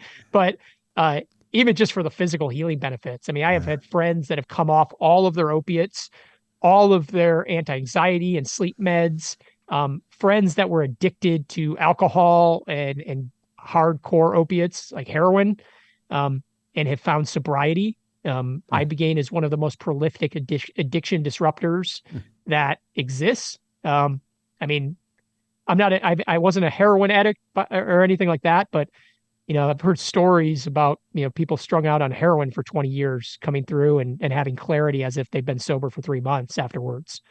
And talk about giving people a second chance. I mean, it's a beautiful opportunity, and it's done in community too, right? I mean, like, guys go down in a group of 4 to 6 people. Okay. And where do you go? Where do you fly into? Yeah, I mean, a lot of guys are flying into San Diego and then heading in a bus or a car kind of over the border to a house, very safe, very controlled, and the house is where the treatment is there, and it's it's held in a kind of a ceremonial construct. It's not just like a sterile medical environment, but there's a lot of great connection, man. I mean, like the openness, guys sharing and guys feeling comfortable sharing, and just being there in community again, man. It's like, it's kind of a regalvanization of the bonds that you had, during service overseas, kind of coming full circle to address the suppressed emotion. Because that's why I've seen that probably more than any other thing. You see guys that have been numb to embracing emotion for 20, 30 years. Yeah. Like finally feeling for the first time. Wow. And realizing, I mean, it's scary. I mean, it feels like you're kind of losing control, right? Because you're finally kind of allowing yourself to feel again. Yeah. It's one of the most beautiful things I've been involved with. I mean, frankly, it's the most fulfilling work that I'm doing, and I don't get paid. I don't get paid for it because I don't need to, man. The payment comes in the form of a hug from a friend, a conversation. I mean, it's awesome. Were you nervous? And when you went across, did you know the people you were going with, or a couple of them, or did you know all of them already? I was fucking terrified. I mean, you get on I picture it, you're getting in the van and you're heading down to TJ. Did you know any of those guys, or did you like meet up for the first time in Sandog and then head across? Yeah, you typically don't really know, right? I mean, they take confidentiality pretty seriously, which is awesome, right? Because I mean, everybody's doing different things, right? And for some people, they just need that, but you end up. I mean, it's so crazy. You go across, are you like looking around, like, and then you pull up in front of this house? Are you all right. You're just like, all right, here we go. That's it. You're right, and especially if you're going down. I mean, Mexico, technically, you go into TJ, you're like, dude, this is very reminiscent of like Iraq. It's I don't know, like your spidey senses are going off and all that stuff. So like it definitely is a little unnerving. Yeah. And more times than I've gone and supported, right? Just kind of as Okay. a veteran supporter. Yeah. And more times than not, I know at least one or two people that are down there. Mm. And it's always amazing, They'll be like, it'll be random, like a guy that I've known forever but haven't seen in a decade. Yeah. And he's down there and he's dealing with the same shit that we're all dealing with. And the level of comfort, man, that's derived from seeing a friendly face. Yeah. And especially a friendly face from somebody that you trust, right? That you respect from the community that is also going through the same thing or has gone through it. It's amazing. I mean, I think the community part of it and the connection that is derived or is being kind of born again is a major part of kind of the impact. I mean, that's probably why we're seeing the effects that we're seeing. We're guys. I mean, it's crazy. I mean, guys are truly finding joy and purpose in their life again. Yeah. And then you pull up in front of this house and you go in. How long is it before you take your? Do you use it oral or how do you do it? Is it an IV or how do they do it? Yeah, Ibogaine is administered orally, so it's in capsule form. Yeah, and you're probably taking it that evening. So let's say you show up on a Friday, you're kind of they're doing the regular kind of risk mitigation, urinalysis. You want to make sure they're used to dealing with the addiction community, right? So if somebody is addicted, they want to make sure that they're not on a contraindicated opiate or something that could actually cause harm. You're getting like the heart rate monitor, doing another EKG to make sure that your heart is healthy. Ibogaine has some cardiac, you could cause some cardiac issues if you're unhealthy or you have a pre-existing condition. So it's not something to take lightly. It's not like this is hey, get your hands on some Ibogaine and go administer it to yourself. Like it needs to be medically supervised. And then, the retreat usually kicks off with, some, sharing. I mean, like people are sharing kind of intentions for the medicine experience and what they want to get rid of, what they want to achieve, and then as a group or with like a one-on-one person. As a group, nothing forced, but there is a lot of open sharing, and it's very comfortable and it's all in confidence. And then, guys will take medicine that evening. And Ibogaine will be kind of administered and you'll kind of be in it that probably for 8 to 12 hours. I mean, the peak is probably for 4, it probably comes on in the first hour. And then for the next 3 to 4 hours, you're in like a peak visionary state where you're not really going anywhere. You're just kind of hanging out and you're being taught the things that you need to focus on or address in your life. And are you talking to somebody or are you like just lying down?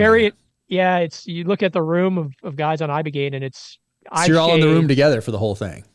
Yeah, typically, different providers have different structures, but the ones that I've supported, it's mattresses on the ground in a big room, and you're not communicating. It's a very internal experience. Yeah. And then coming out of it the next day, it's an introspection day. So there's therapists available to be able to connect with and talk to, friends to talk to, and then. Are you tired because you've been up all night, or is it like? Yeah, Ibogaine's a stimulant too. This is crazy thing. So like at lower doses, Ibogaine is it's like the best espresso probably caffeination that you could have, right? It's like it's a different stimulant. I mean, indigenous people I think have used it kind of to go hunt and stuff. They'll take like a micro dose of Ibogaine to kind of sharpen their senses and allow them to be more alert. At a large dose, it's visionary, right? It becomes ataxia, visions, the whole deal, and it's a major stimulant. So, like, yeah, you're up basically for at least 24 hours. Some people are up for like 48 hours. I mean, depending on how you metabolize it. Wow. And the next night is typically when guys will get good sleep, and with the sleep comes, it's kind of like a reset. I mean, talk about it's like being it's like the universal soldier ice bath. Like you just got laid down and you get back up and like, I mean, I personally am like, I had things that were achy or not working appropriately in my joints. Felt great. I felt amazing. It gets metabolized into noribogaine. It's usually stored in kind of liver and fatty tissue for like up to 6 months afterwards. So like you kind of get like this beautiful drip of like this, neurogenesis kind of producing compound that's just kind of like in your body for a while. So it's for brain health, TBI. I mean, I don't know, man. I mean, I think that's the reason people are so interested in it. I think there might be nothing else out there that is, is prolific to help kind of stimulate that healing. Because like we focus so much outside of the brain. We have orthopedic surgeons and heart surgeons and all this stuff, but it's a amazing tool to help with concussive injury. And and then the following day people typically sit with 5-MeO DMT, which is much different experience, very short. So a different thing, take another different thing, oral, different psychedelic the next. So you do it one night, then you have a day, and you're still in this house, and you're still in the house, and hanging out. Then you have a night of sleep, and then you get up and do this other psychedelic. Yeah, individual sessions, kind of one-on-one with the provider. 5-MeO is typically administered as a vapor, so either synthetic in kind of a pen, like a vape pen. So it's smoked, right? Or it can be torched, like smoked from the So crazy enough, right? This secretion from the Colorado River toad or Sonoran desert toad.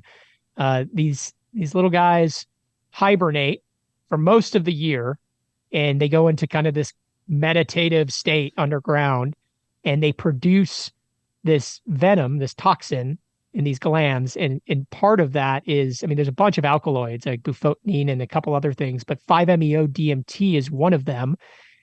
And don't ask me how the first guy that ever figured out how you milk a toad onto a piece of glass, dry it, and then torch it and smoke it, and you have a mystical experience of oneness and unity, and you touch God, like actually came about. But that compound is found in that animal's that secretion. Now, and there's a lot of sensitivities around like, hey, conservation of those animals, not harming them and all that. I mean, like it's one method of kind of administering that particular psychedelic, but it's vaporized. It's very fast acting, within, 5 seconds or so, it basically takes away total control for most people, unless you are. So you're like in a padded room, or are you still with these other people in this room? Like, are you worried at the, about losing control? A controlled environment, as in like you have a provider there that's obviously, holding the medicine for you. And then you people there that are there holding space, to basically sit there, not to interact, but basically make sure you're safe and taken care of. And not to share kind of the personal experience, because like, for each person it's different, but it can be, I've had experiences. I've touched kind of near death before, and it's very, very similar for me. It was very similar to kind of what I had touched in kind of a real kind of brush with death. And I frame it as, melting away everything that doesn't matter in this life. Everything. And I know you can think about that, and it can be a thought, a conscious thought exercise of, okay, what really matters to me?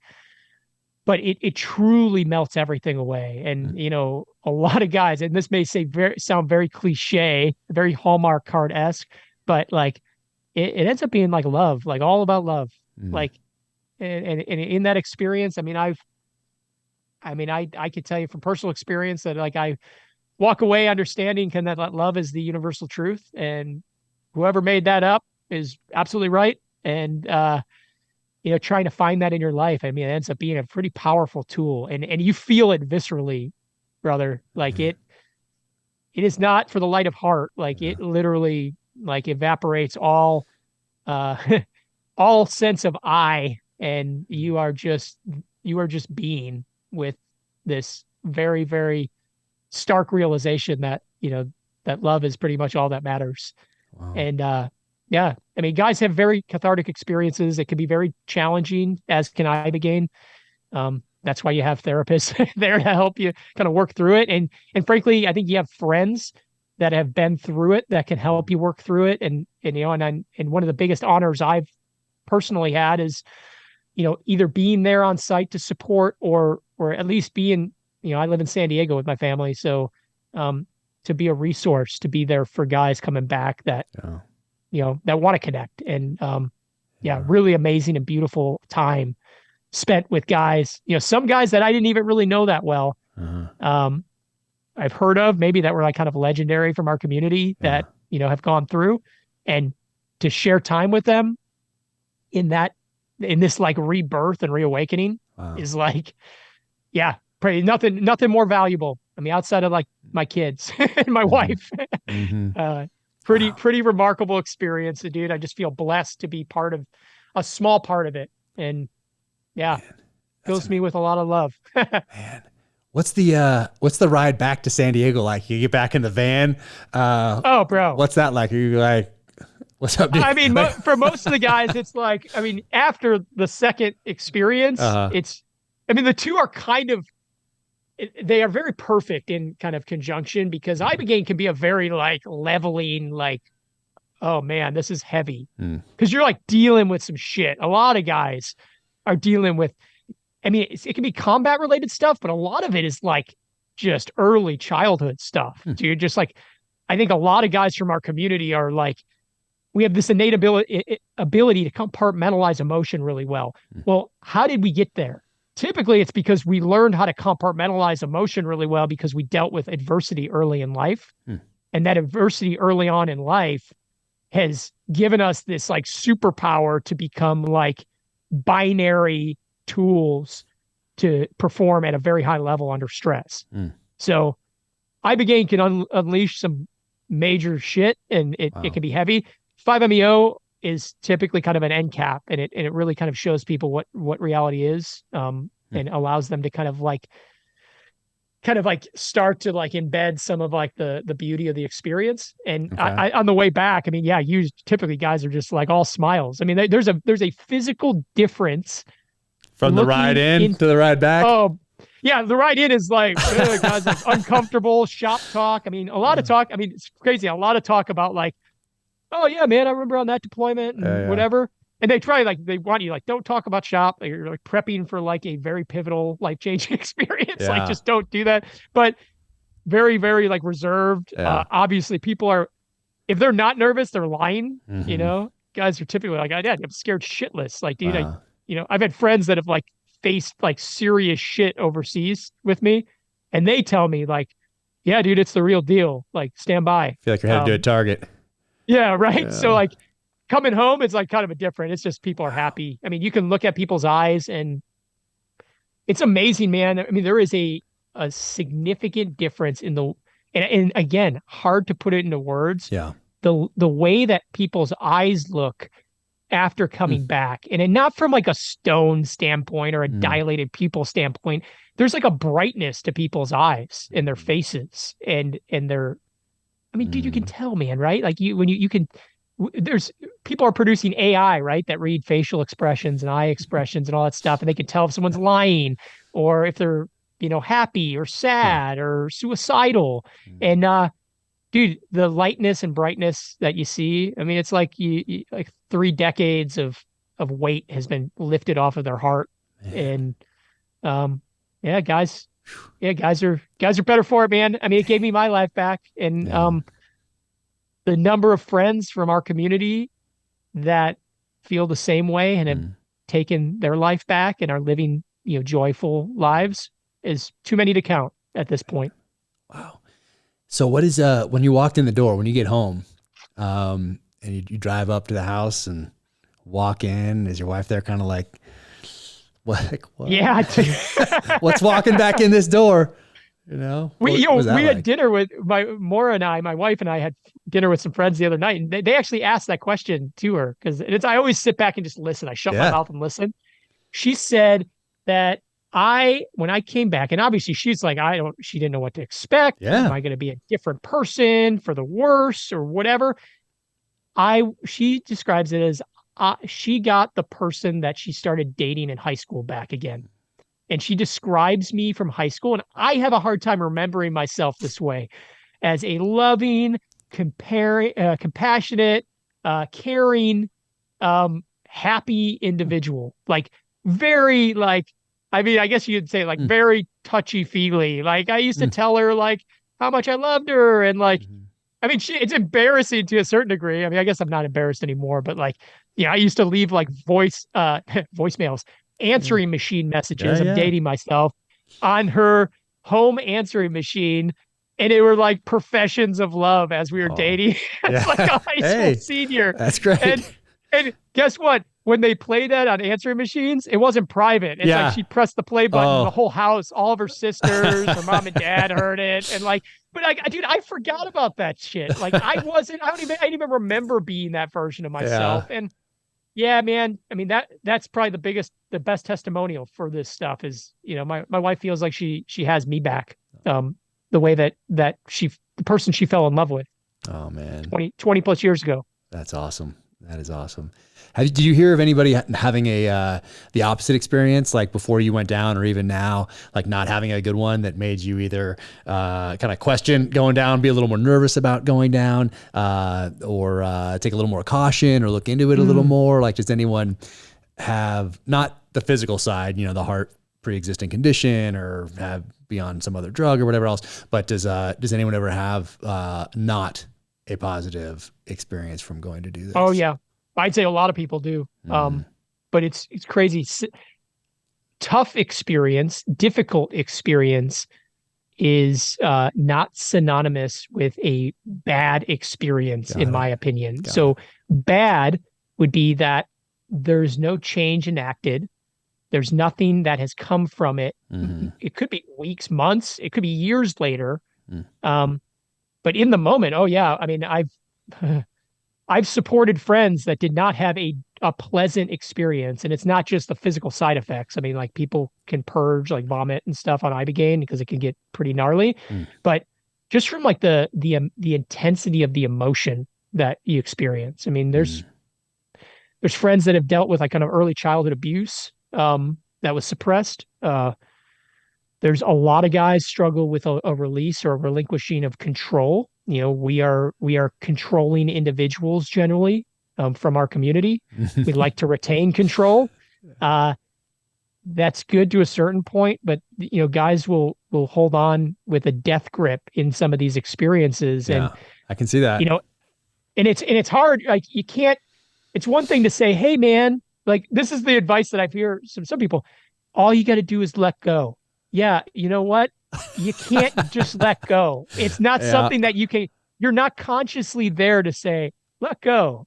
You have to physically, like subconsciously, and I guess spiritually in a way, kind of be brought to your knees to a point where you finally surrender. Like you finally, and some of that comes with some pretty intense pain, and maybe not physical pain, but like the emotional pain of addressing something in your life where, maybe it could be something like a lost relationship with a child. A lot of guys in our community go through divorce. A lot of guys have rough relationships, kind of had lost contact with kids or spouses or exes. And I mean, it could be something as deep as, confronting, their role in that, or, trying to kind of reconcile time lost, or trying to kind of deal with a situation that maybe they were culpable or accountable for, and it was too painful for them in the moment to accept accountability for it. And that kind of shit can be very hard, right? And trying to reframe that and find the positive in that can be tough. And that's the importance of like having a good trauma trained therapist that's on the back end, and having an environment where connection is applauded, not ridiculed, is important.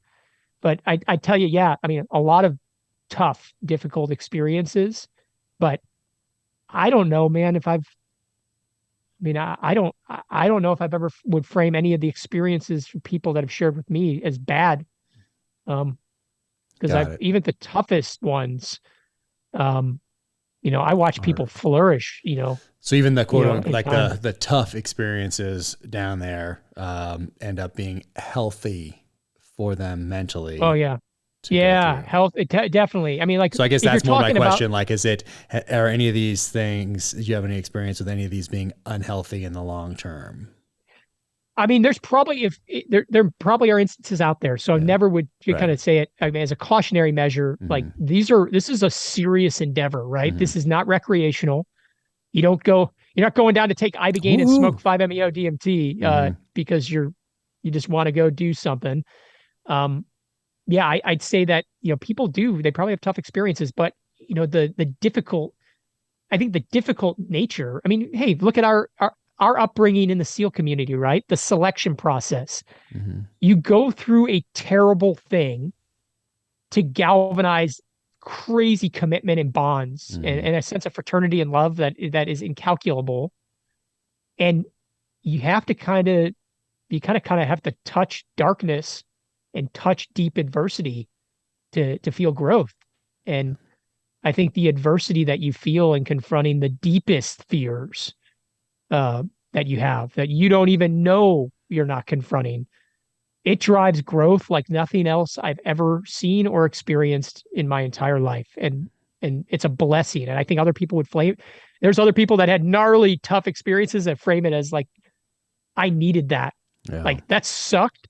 That was terrible. I don't know if I want to recommend it because it's like recommending torture to like your friend, kind of like, hey, Yeah. yeah, you should do this. It's going to be gnarly, but they're like, I'm better for it. I needed it. I needed to get hit in the head. Man. So, Man, and then what do you do afterward to kind of keep things going once you get home and like what's like the next day and interacting with your kids, the next month, the next year, like what's that path like? yeah, I mean, hey, like this connection, like openness, connection, talking to friends, staying kind of keeping that channel open, Mm-hmm. right? Keeping that vulnerable, connected version of yourself open, I think is critical, right? Because you Mm-hmm. can fall back into the same patterns easily if you don't put yourself in the right environment. Yeah. And then the follow-on stuff is just like prioritizing, man, like realizing what's valuable in life and what matters and like what you're going to be thinking about on your deathbed. I think it's reframed death for me. I mean, death motivates me to live in the present, and death is a beautiful thing. It's a ceremony in and of itself. And uh and if you live life fully and you embrace love and connection and you don't fear your entire life, when you're ready to kind of take that next step and you transition to wherever we transition, I think you feel comfortable with it. So I think that it's such a healthy reframing of death and life for me. And uh, yeah, bro. I mean, I think I meditate a lot all the time now. I mean, that is a daily practice for me. Mm-hmm. It's kind of a mandatory practice. It's actually something that is a common part of our household now. I mean, like, it's colder outside, so like I literally like I have my little meditation cushion like in the back room, and my kids are like, I'll put on headphones or whatever, but like they'll come in and they're like walking around doing whatever they're doing in the morning, and dad's just sitting on his meditation cushion in silence, not moving for 20 minutes, and they'll play with me and stuff. And it's like actually been good for that practice Uh-huh. is to deal with interruption and distraction in a positive way, because it's like, dude, meditation's no good if you're only in that space in the 20 minutes, and then as Uh-huh. soon as you're done, you're like swearing at your kids and like drinking and slapping your wife. Like, if you can't take that mindset into the world around you, Yeah, then no, I would think dude, I think it would be calming. If you're putting that practice in every day, it would seem like you're taking things seriously now across the board and applying that to the rest of your day and your totally, life. totally, dude. Yeah, Yeah. Simple stuff, dude. Simple practices every single interesting. day. It's nothing. There is no magic pill. It takes hard work. Mhm. You do it every single day, and I'm not perfect by any means. I trip and I fall, but at least I'm aware of it. Mm. I'm aware of the areas that I'm faltering. And I think awareness is where I think we lack awareness. I mean, Mm. and that's kind of the critical thing. So like when you start to become more aware, you can make mistakes, and when you start and make corrections, and when you start to actually like practice self-love, finally, Mm. you can forgive yourself for making those mistakes and take a step in the right direction again. Yeah. And so what's talk about vets? Like what's going on? What do you guys do? How do you guys how do people get in touch with you and all the rest of that? Yeah. So, hey, so this is the logo. I see it. You see it, you find it. So vetsolutions.org is the website, run by Marcus and Amber Capone and a bunch of other great guys. I mean, I actually have a close friend of mine from the SEAL teams that's running as like their CFO now. Nice. Henry, a shout out to you. But you go on the website. I mean, right now, because a big push for the organization is political advocacy to get this available for everybody, right? And then research to help support all these efforts to kind of get this stuff medically legalized and provide it for more people. It's relegated now kind of to the special operations veteran community. Now there are kind of like opportunities sometimes to kind of make exceptions, but obviously funds are limited, right? They're a small grassroots nonprofit. Yeah. They'd love to be able to offer this to every combat veteran. And it's actually in line with my earlier comments about, conventional Army infantry and Marine Corps infantry. Like, some of my best friends, like they deserve this more than anybody else. And, there is hopefully a path to that, but there is opportunities through vets for an exception. And, ideally, this is going to be made available via the VA at some point. I know ketamine is actually a modality that is being used in the VA medical system. Ketamine is a psychedelic experience. I mean, it's actually a dissociative and it's an anesthetic typically, but ketamine is amazing tool for, kind of pressing the pause button on suicidal ideations. And then, we'll see where like MDMA assisted psychotherapy and then psilocybin assisted therapy starts to progress in the upcoming years. I mean, MDMA is actually through phase 3 and there's a good chance that it could be medically legalized. So vets is a resource there. Outside of like actually grants, there's educational materials to kind of help get you boned up on psychedelics as a whole, therapeutic resources. Yeah, just amazing stuff. So I can't thank Marcus and Amber enough for what they're doing there. He was like one of the first people to go through Ibogaine, and I think there's hundreds, probably. I don't even know. I probably misrepresent, but it's probably north of 700-800 guys from the combat veteran community that have been through now and changing lives, giving people their lives back. And there's probably a lot of families that are thankful for it at this point. Amazing. Well, let's talk about Protekt right here. I mean, I'm drinking it right here. I'm drinking my hydration. So this is, I've been rocking the hydration ones, but there's a whole bunch of them. Look, I got the energy one right here, but really I'm just these days rocking the coffee and the hydration ones. Nothing wrong with that. Right here. Got the lemonade one right here. Here we go. Another energy right there. Mixed berry. And then got these guys over here. The brain function clarity performance mushroom blend and the watermelon primer, and then got some sunscreen right here also. So how did this all come about? How did you get into this? Was this one of the many entrepreneurial ventures that you explored, or how did this come about? I mean I would tell you that it's very in line with kind of the last hour and a half or that we've been talking about, kind of this path towards mental health, wellness, and kind of the psychedelics and everything else. It's all about daily practice, right? And simple, easily replicable routines.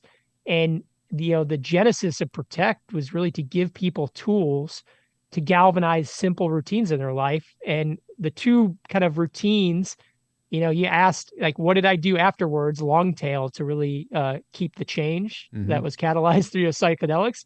It was improving hydration, because there's a whole cascade of positive effects that come with being well hydrated, and putting the right kind of electrolytes in your water, and then sleep, right? Actually, the hydration is like a critical node, along with like morning sunlight and a couple of other things to really galvanize better sleep. The only thing that I'm doing that you're talking about that's healthy is this hydration stuff right here. Everything else, it's get up and it's go, go, go. I'll start incorporating some other things in here at some point. But we also was surprised. So the first time you sent me some was, I want to say, a year and a half ago. Sure. Maybe. Yep. But when I took it out initially, I was like, oh, liquid. You know, Yeah. Yep. because the ones that I've been used to before are powder. You know, you put them in powder in your water bottle and you shake it up or whatever. But these are a liquid like this, and you just tear the top off right there, and then into your water bottle or whatever whatever you have. How did this come? How did you think liquid, and then the ingredients, and then the business and everything else involved with Protekt? Yeah. The concept came out of that simple need to kind of give people the tools so they can kind of create these habits that are actually going to move the needle. Yeah. So hydration and sleep. And then, just looking at like, hey, electrolytes are not a new product, right? There's a lot of electrolyte products out there. There's a lot of great products. They are typically in powder stick packs. So, powder can be messy, it clumps. You have to take it with you in a tub, or if you're taking stick packs, you got to mix it with water. We wanted something that mixed seamlessly, cold or hot. We're a lot of outdoorsmen involved in the company.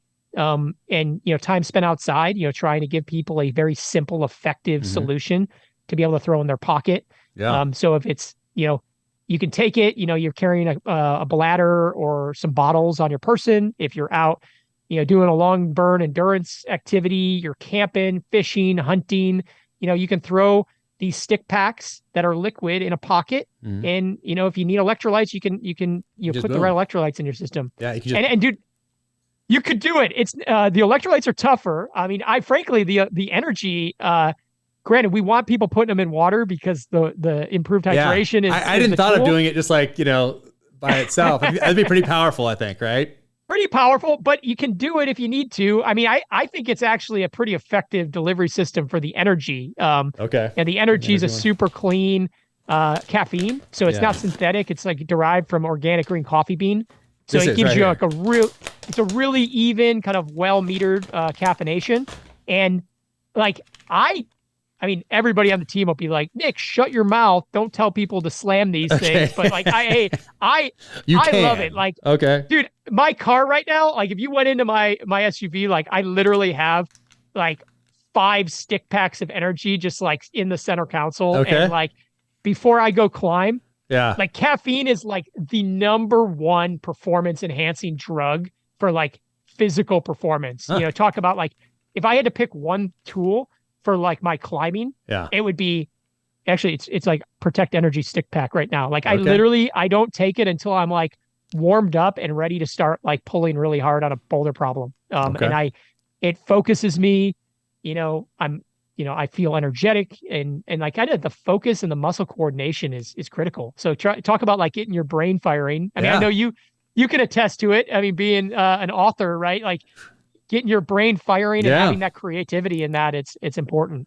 I'm gonna do one of these tomorrow morning instead of coffee and see what, because like I said, I've been doing the hydration mostly. I've done the other ones as well just to test them out and everything. But I thought because I'm not really, out there right now running and doing all this stuff, working out, I'm typing. I haven't really tried it in that, but I'm gonna try it tomorrow morning when I wake up. I'm gonna do I'll mix it in water for the rest of the team. I'm gonna mix it in water and do that. These packs are tough too because when I initially got them, I'm like, oh, it's going to break in my pack or something. And that has not happened. These are tough packs right here, whatever you make. Totally, brother. Well, especially like the hydration you're holding and all the packages now. If like you opened up the box, the mixed berry box of energy that you have on your desk, like they're all those liquid stick packs. So the packaging is now kind of like all gravitated towards those like kind of thin, narrow stick packs. I am pretty confident you can like crush that thing and it's not opening up. And it's important, right? If you're out with a ruck on and you're out in the field, the last thing you want to do is have a bunch of sticky liquid like all over the bottom of your stuff, on your optics, like your weapon, whatever. They're very durable. I mean, they were built for somebody that's an outdoor enthusiast in mind. Like you want something that is a tool and an asset, not a liability. So that's how the packaging evolved and seems to work well. People like it. And kind of the whole lineup of supplements has been geared towards improving kind of mental well-being, focusing on kind of brain health, cognitive health, because, there's a lot of things you can do for just physical health and wellness, but we don't look at our brain very often. We don't look at our emotional health and our cognitive function, and we're trying to move the needle there. Yeah. No, man. And who's on the team with you on this? So a bunch of people, but Mark Healey is a hunter, big wave surfer.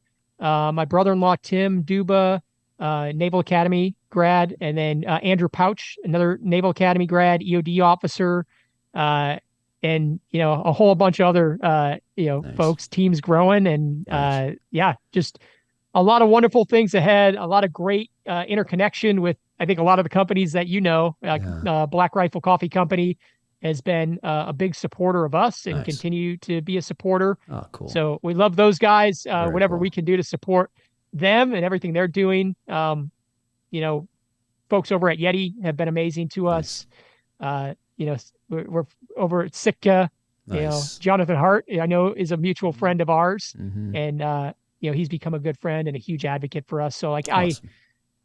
It's all about the community, right? And it's about people helping each other. And, it's truly been embodied. Like this venture, this company, has really kind of shown us that there's a lot of other veteran-led organizations that are really there to help each other. And, I'd like to see more and more of that. I mean, every opportunity there is to kind of help another veteran-led company, we want to do it. And there's been a lot of people that have helped us along the way across multiple ventures that I've been involved with. And I want to thank you too, brother. I mean, from inception, as I kind of was looking at different entrepreneurial ventures, even before you were the author of the Terminal List, you were opening up your network, introducing me to people that you've been close friends with, that you trust and respect. And man, I mean, I can't say thank you enough.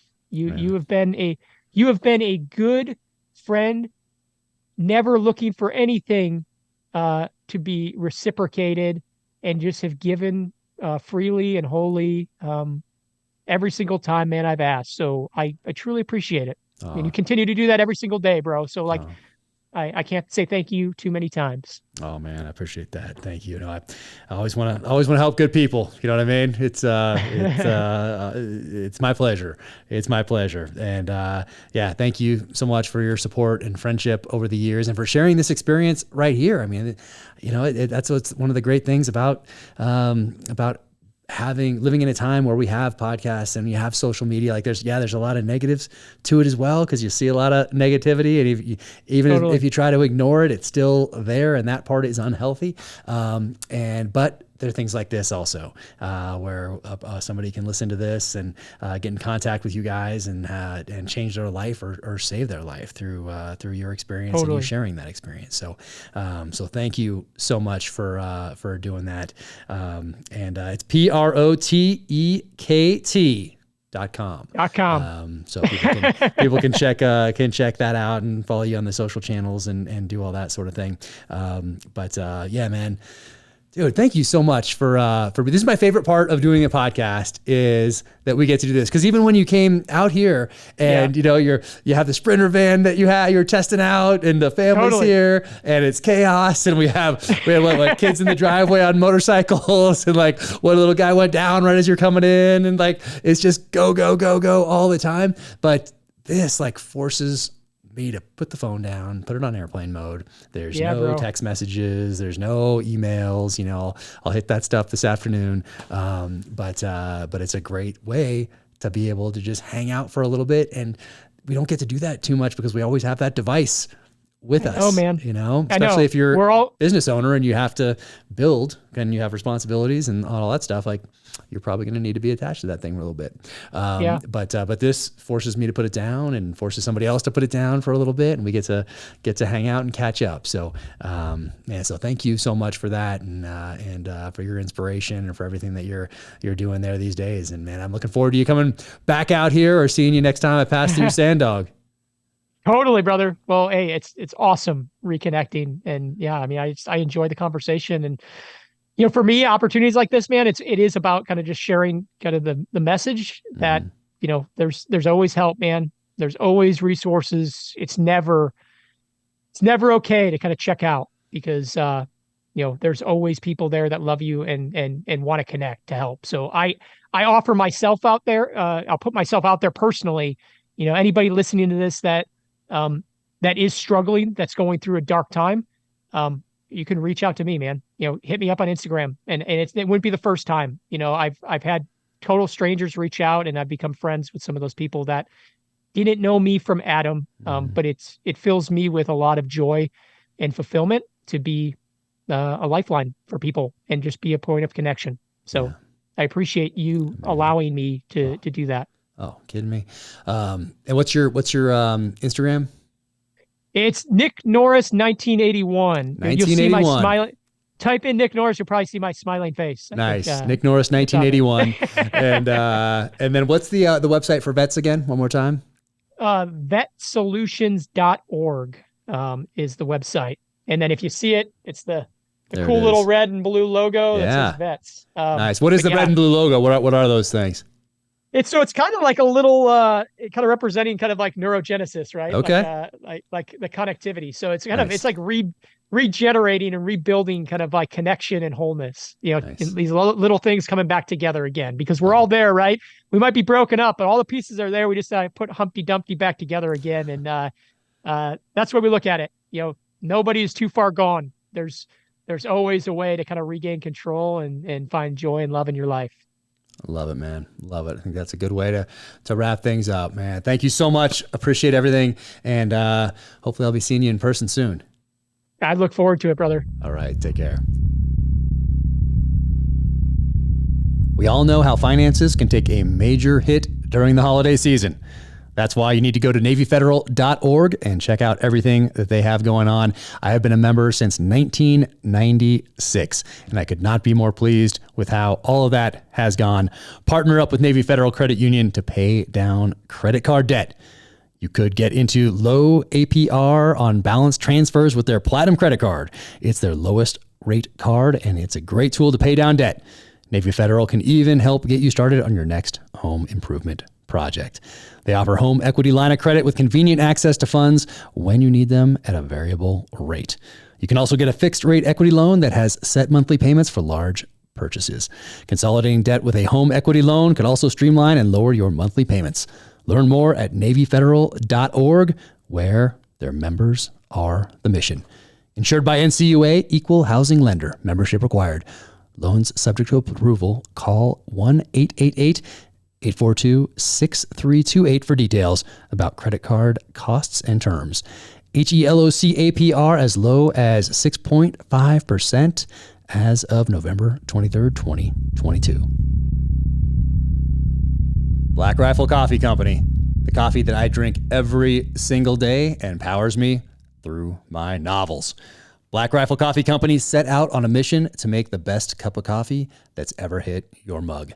The dream was to sell enough premium coffee to be able to build a support network for veterans, first responders, and law enforcement. Thanks to your support, all that dream has become a reality. Black Rifle Coffee is roasted by a veteran-led team of brilliant coffee graders here in the United States who work tirelessly to roast and bag the highest quality coffee right here in America. The coffee is truly one of a kind, but it's your support that gets gear, funding, and supplies into the hands of those on our front lines. This year alone, your support has helped Black Rifle Coffee Company expand our team of active duty service members, veterans, and veteran family members. Black Rifle was also able to donate over 120,000 bags of coffee to veterans and first responders in 2022. All thanks to you. Purchase at blackriflecoffee.com and use code DangerClose20 at checkout for 20% off your purchase and your first coffee club order. That's blackriflecoffee.com and use code DangerClose20. You can also find Black Rifle Coffee in grocery and convenience stores near you. Black Rifle Coffee, America's coffee. You know there are different grades of fuel for your vehicle, but did you know there's different grades of fuel for your mind? When your mind gets low quality fuel, it gets easily distracted, fatigues quickly, and leaves you swamped in brain fog. But when it gets high quality fuel that's packed with the electrolytes it needs to operate at optimal levels, your brain cells fire more quickly and efficiently, which keeps you focused, energized, and ready for anything. That's why Navy SEAL veteran Nick Norris created Protekt Hydration. It's an electrolyte supplement that contains the optimal ratio of electrolytes your mind needs without any of the sugar, artificial sweeteners, or other junk it doesn't. And people love it so much, it sold out 3 times in 2022.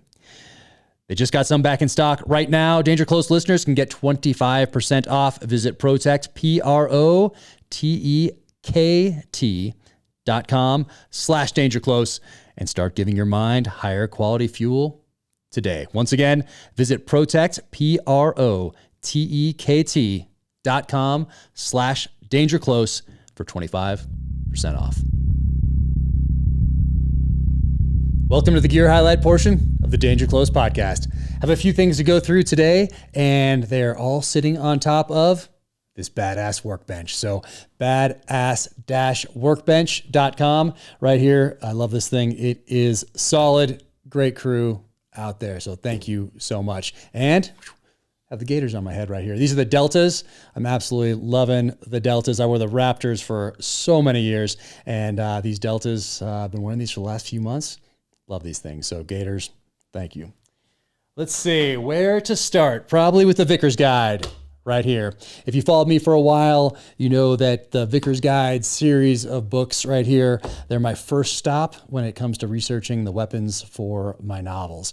And this is a new one right here, AR-15. This is volume 2, and this one is an expanded version of their last volume 2, and it's got, look at this, camo sleeve right there, and these things are just awesome. So Larry Vickers, James Rupley, he takes the photos for these, and absolutely incredible. They all signed this for me, so thank you guys so much.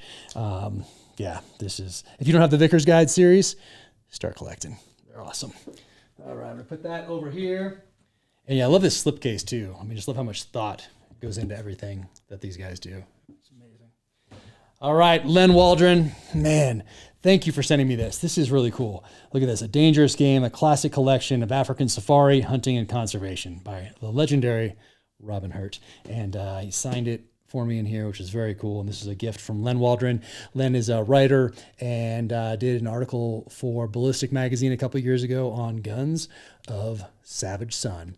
And he was there when we opened the Hemingway typewriter that somebody gifted to me, which was absolutely incredible. He wrote A Movable Feast on it, and Len was with me when we opened that together. So it's on Ballistic Magazine. You can go check it out, ballisticmagazine.com. We have a video and a few other things up there. So thank you for thinking of me. This is amazing. All right, what is next? Let's see. Winkler knives. So you've heard me talk quite a bit about the tomahawk that James Reese uses in the Terminal List series, in all the novels, and in the Amazon Prime video series starring Chris Pratt. But look at this blade right here. That thing, that is serious. WinklerKnives.com. Check them out. Also follow them on the social channels. And this is a hollow handle right here. She put survival stuff in there. And this thing is just solid. Just awesome. So thank you guys so much. Check out Winkler Knives and yeah, add a few to the arsenal for sure.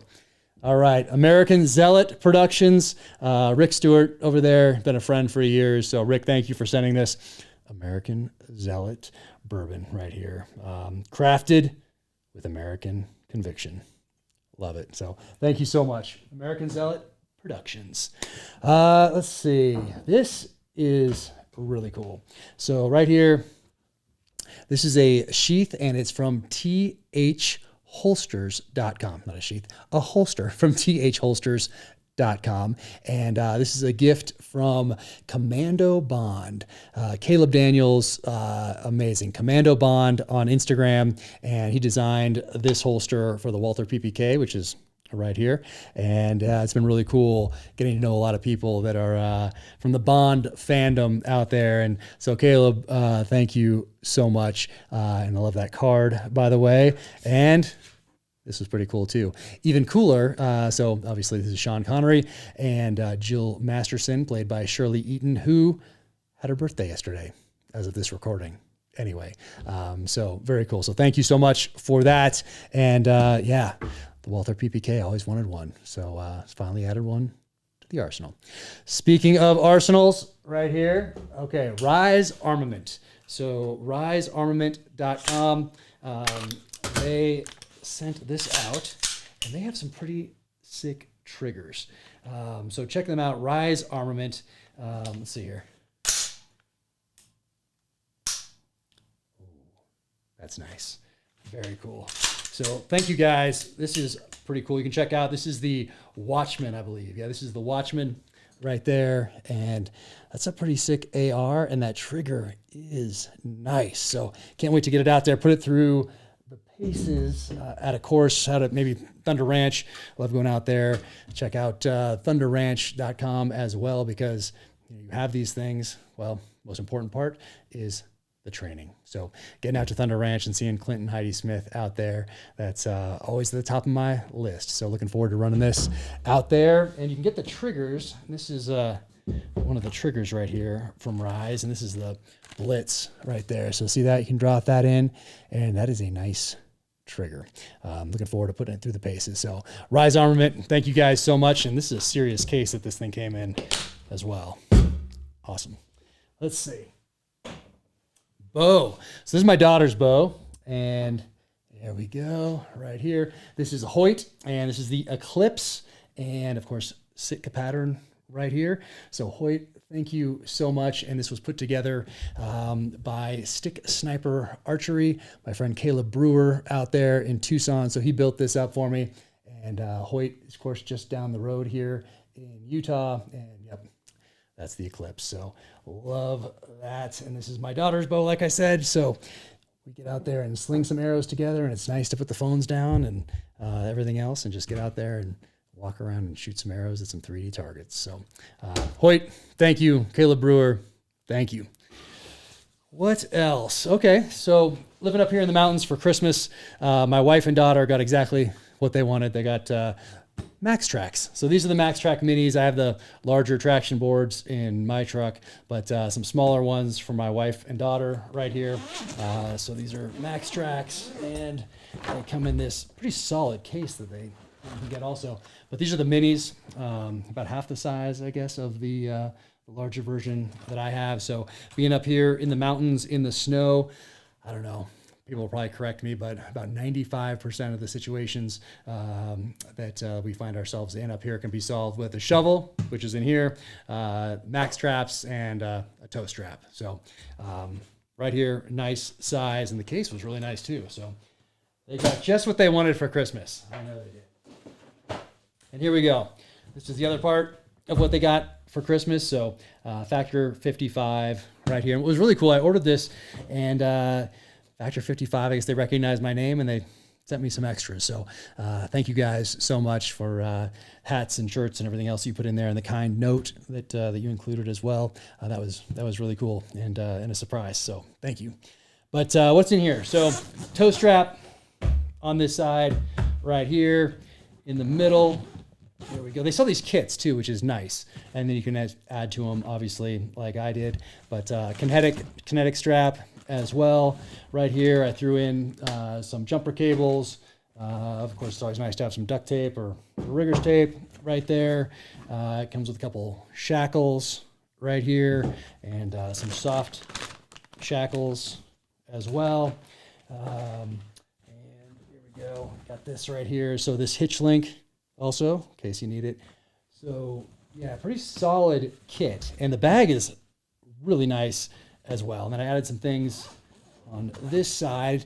At some point, I want to have Mike Glover, one of the guys from Fieldcraft, come up and go through the vehicles, and we'll do a video of it, and they can go through and check out everything that's in the vehicles and let us know what we should add or subtract or morph. But headlamps, can never have too many headlamps. And here's the Petzl. I just ordered a bunch of these because I have them everywhere. I'm a headlamp person. So that's that right there. Got some flares in there. I threw in some matches for them right here. I threw in some mechanics gloves. These ones are they're lined a little bit for the winter. Put a little road guard vest in case they want to go for a run on a military installation. side of the road in case you need that. Have signal panels that I'm adding to this as well. And in their cars, they have not just those flares, but these little discs that you press a button and it's battery powered for signaling. And this shovel. So this shovel, and this is DMOS right here. So DMOSProShovelTools.com. This is the smallest one right here. And I have a big shovel in the back of my truck, but for them, putting this little small shovel in here, and this obviously comes out and turns it into a shovel, but it fits nicely in here. I think it would fit the one size larger shovel that they have as well. But yeah, pretty solid little kit. And of course they have some jump starters in their car as well, not just the jumper cables, but something that can jump start their vehicles, jump start big diesels, and run their computers and phones and all the rest of that as well. So just a kind of small, it's not too huge, but it has everything you need, I think, to get you out of most situations up here where we live. So be prepared. All right. I think that is everything. So thank you guys so much. Appreciate everything. Take care out there. See you next time. Thank you for tuning in to the Danger Close podcast, an Ironclad original presented by Navy Federal Credit Union. Only the Dead hits shelves this spring. Go to officialjackcarr.com, click on Only the Dead for a sneak peek and to pre-order. For more on Nick Norris, you can follow him on Instagram. That is Nick_Norris 1981. And for more on Veteran Solutions, go to vetsolutions.org. You can click to their social media. And for Protekt, go to protekt.com. Follow them on the social channels as well. If you enjoyed this conversation, be sure to leave a 5-star rating and review wherever you get your podcasts. You can follow me on the social channels at Jack Carr USA, officialjackcarr.com. That is the website. You can click on shop for the merch, and you can sign up for the newsletter there as well. Until the next time, take care out there, stay safe, be strong, keep fighting.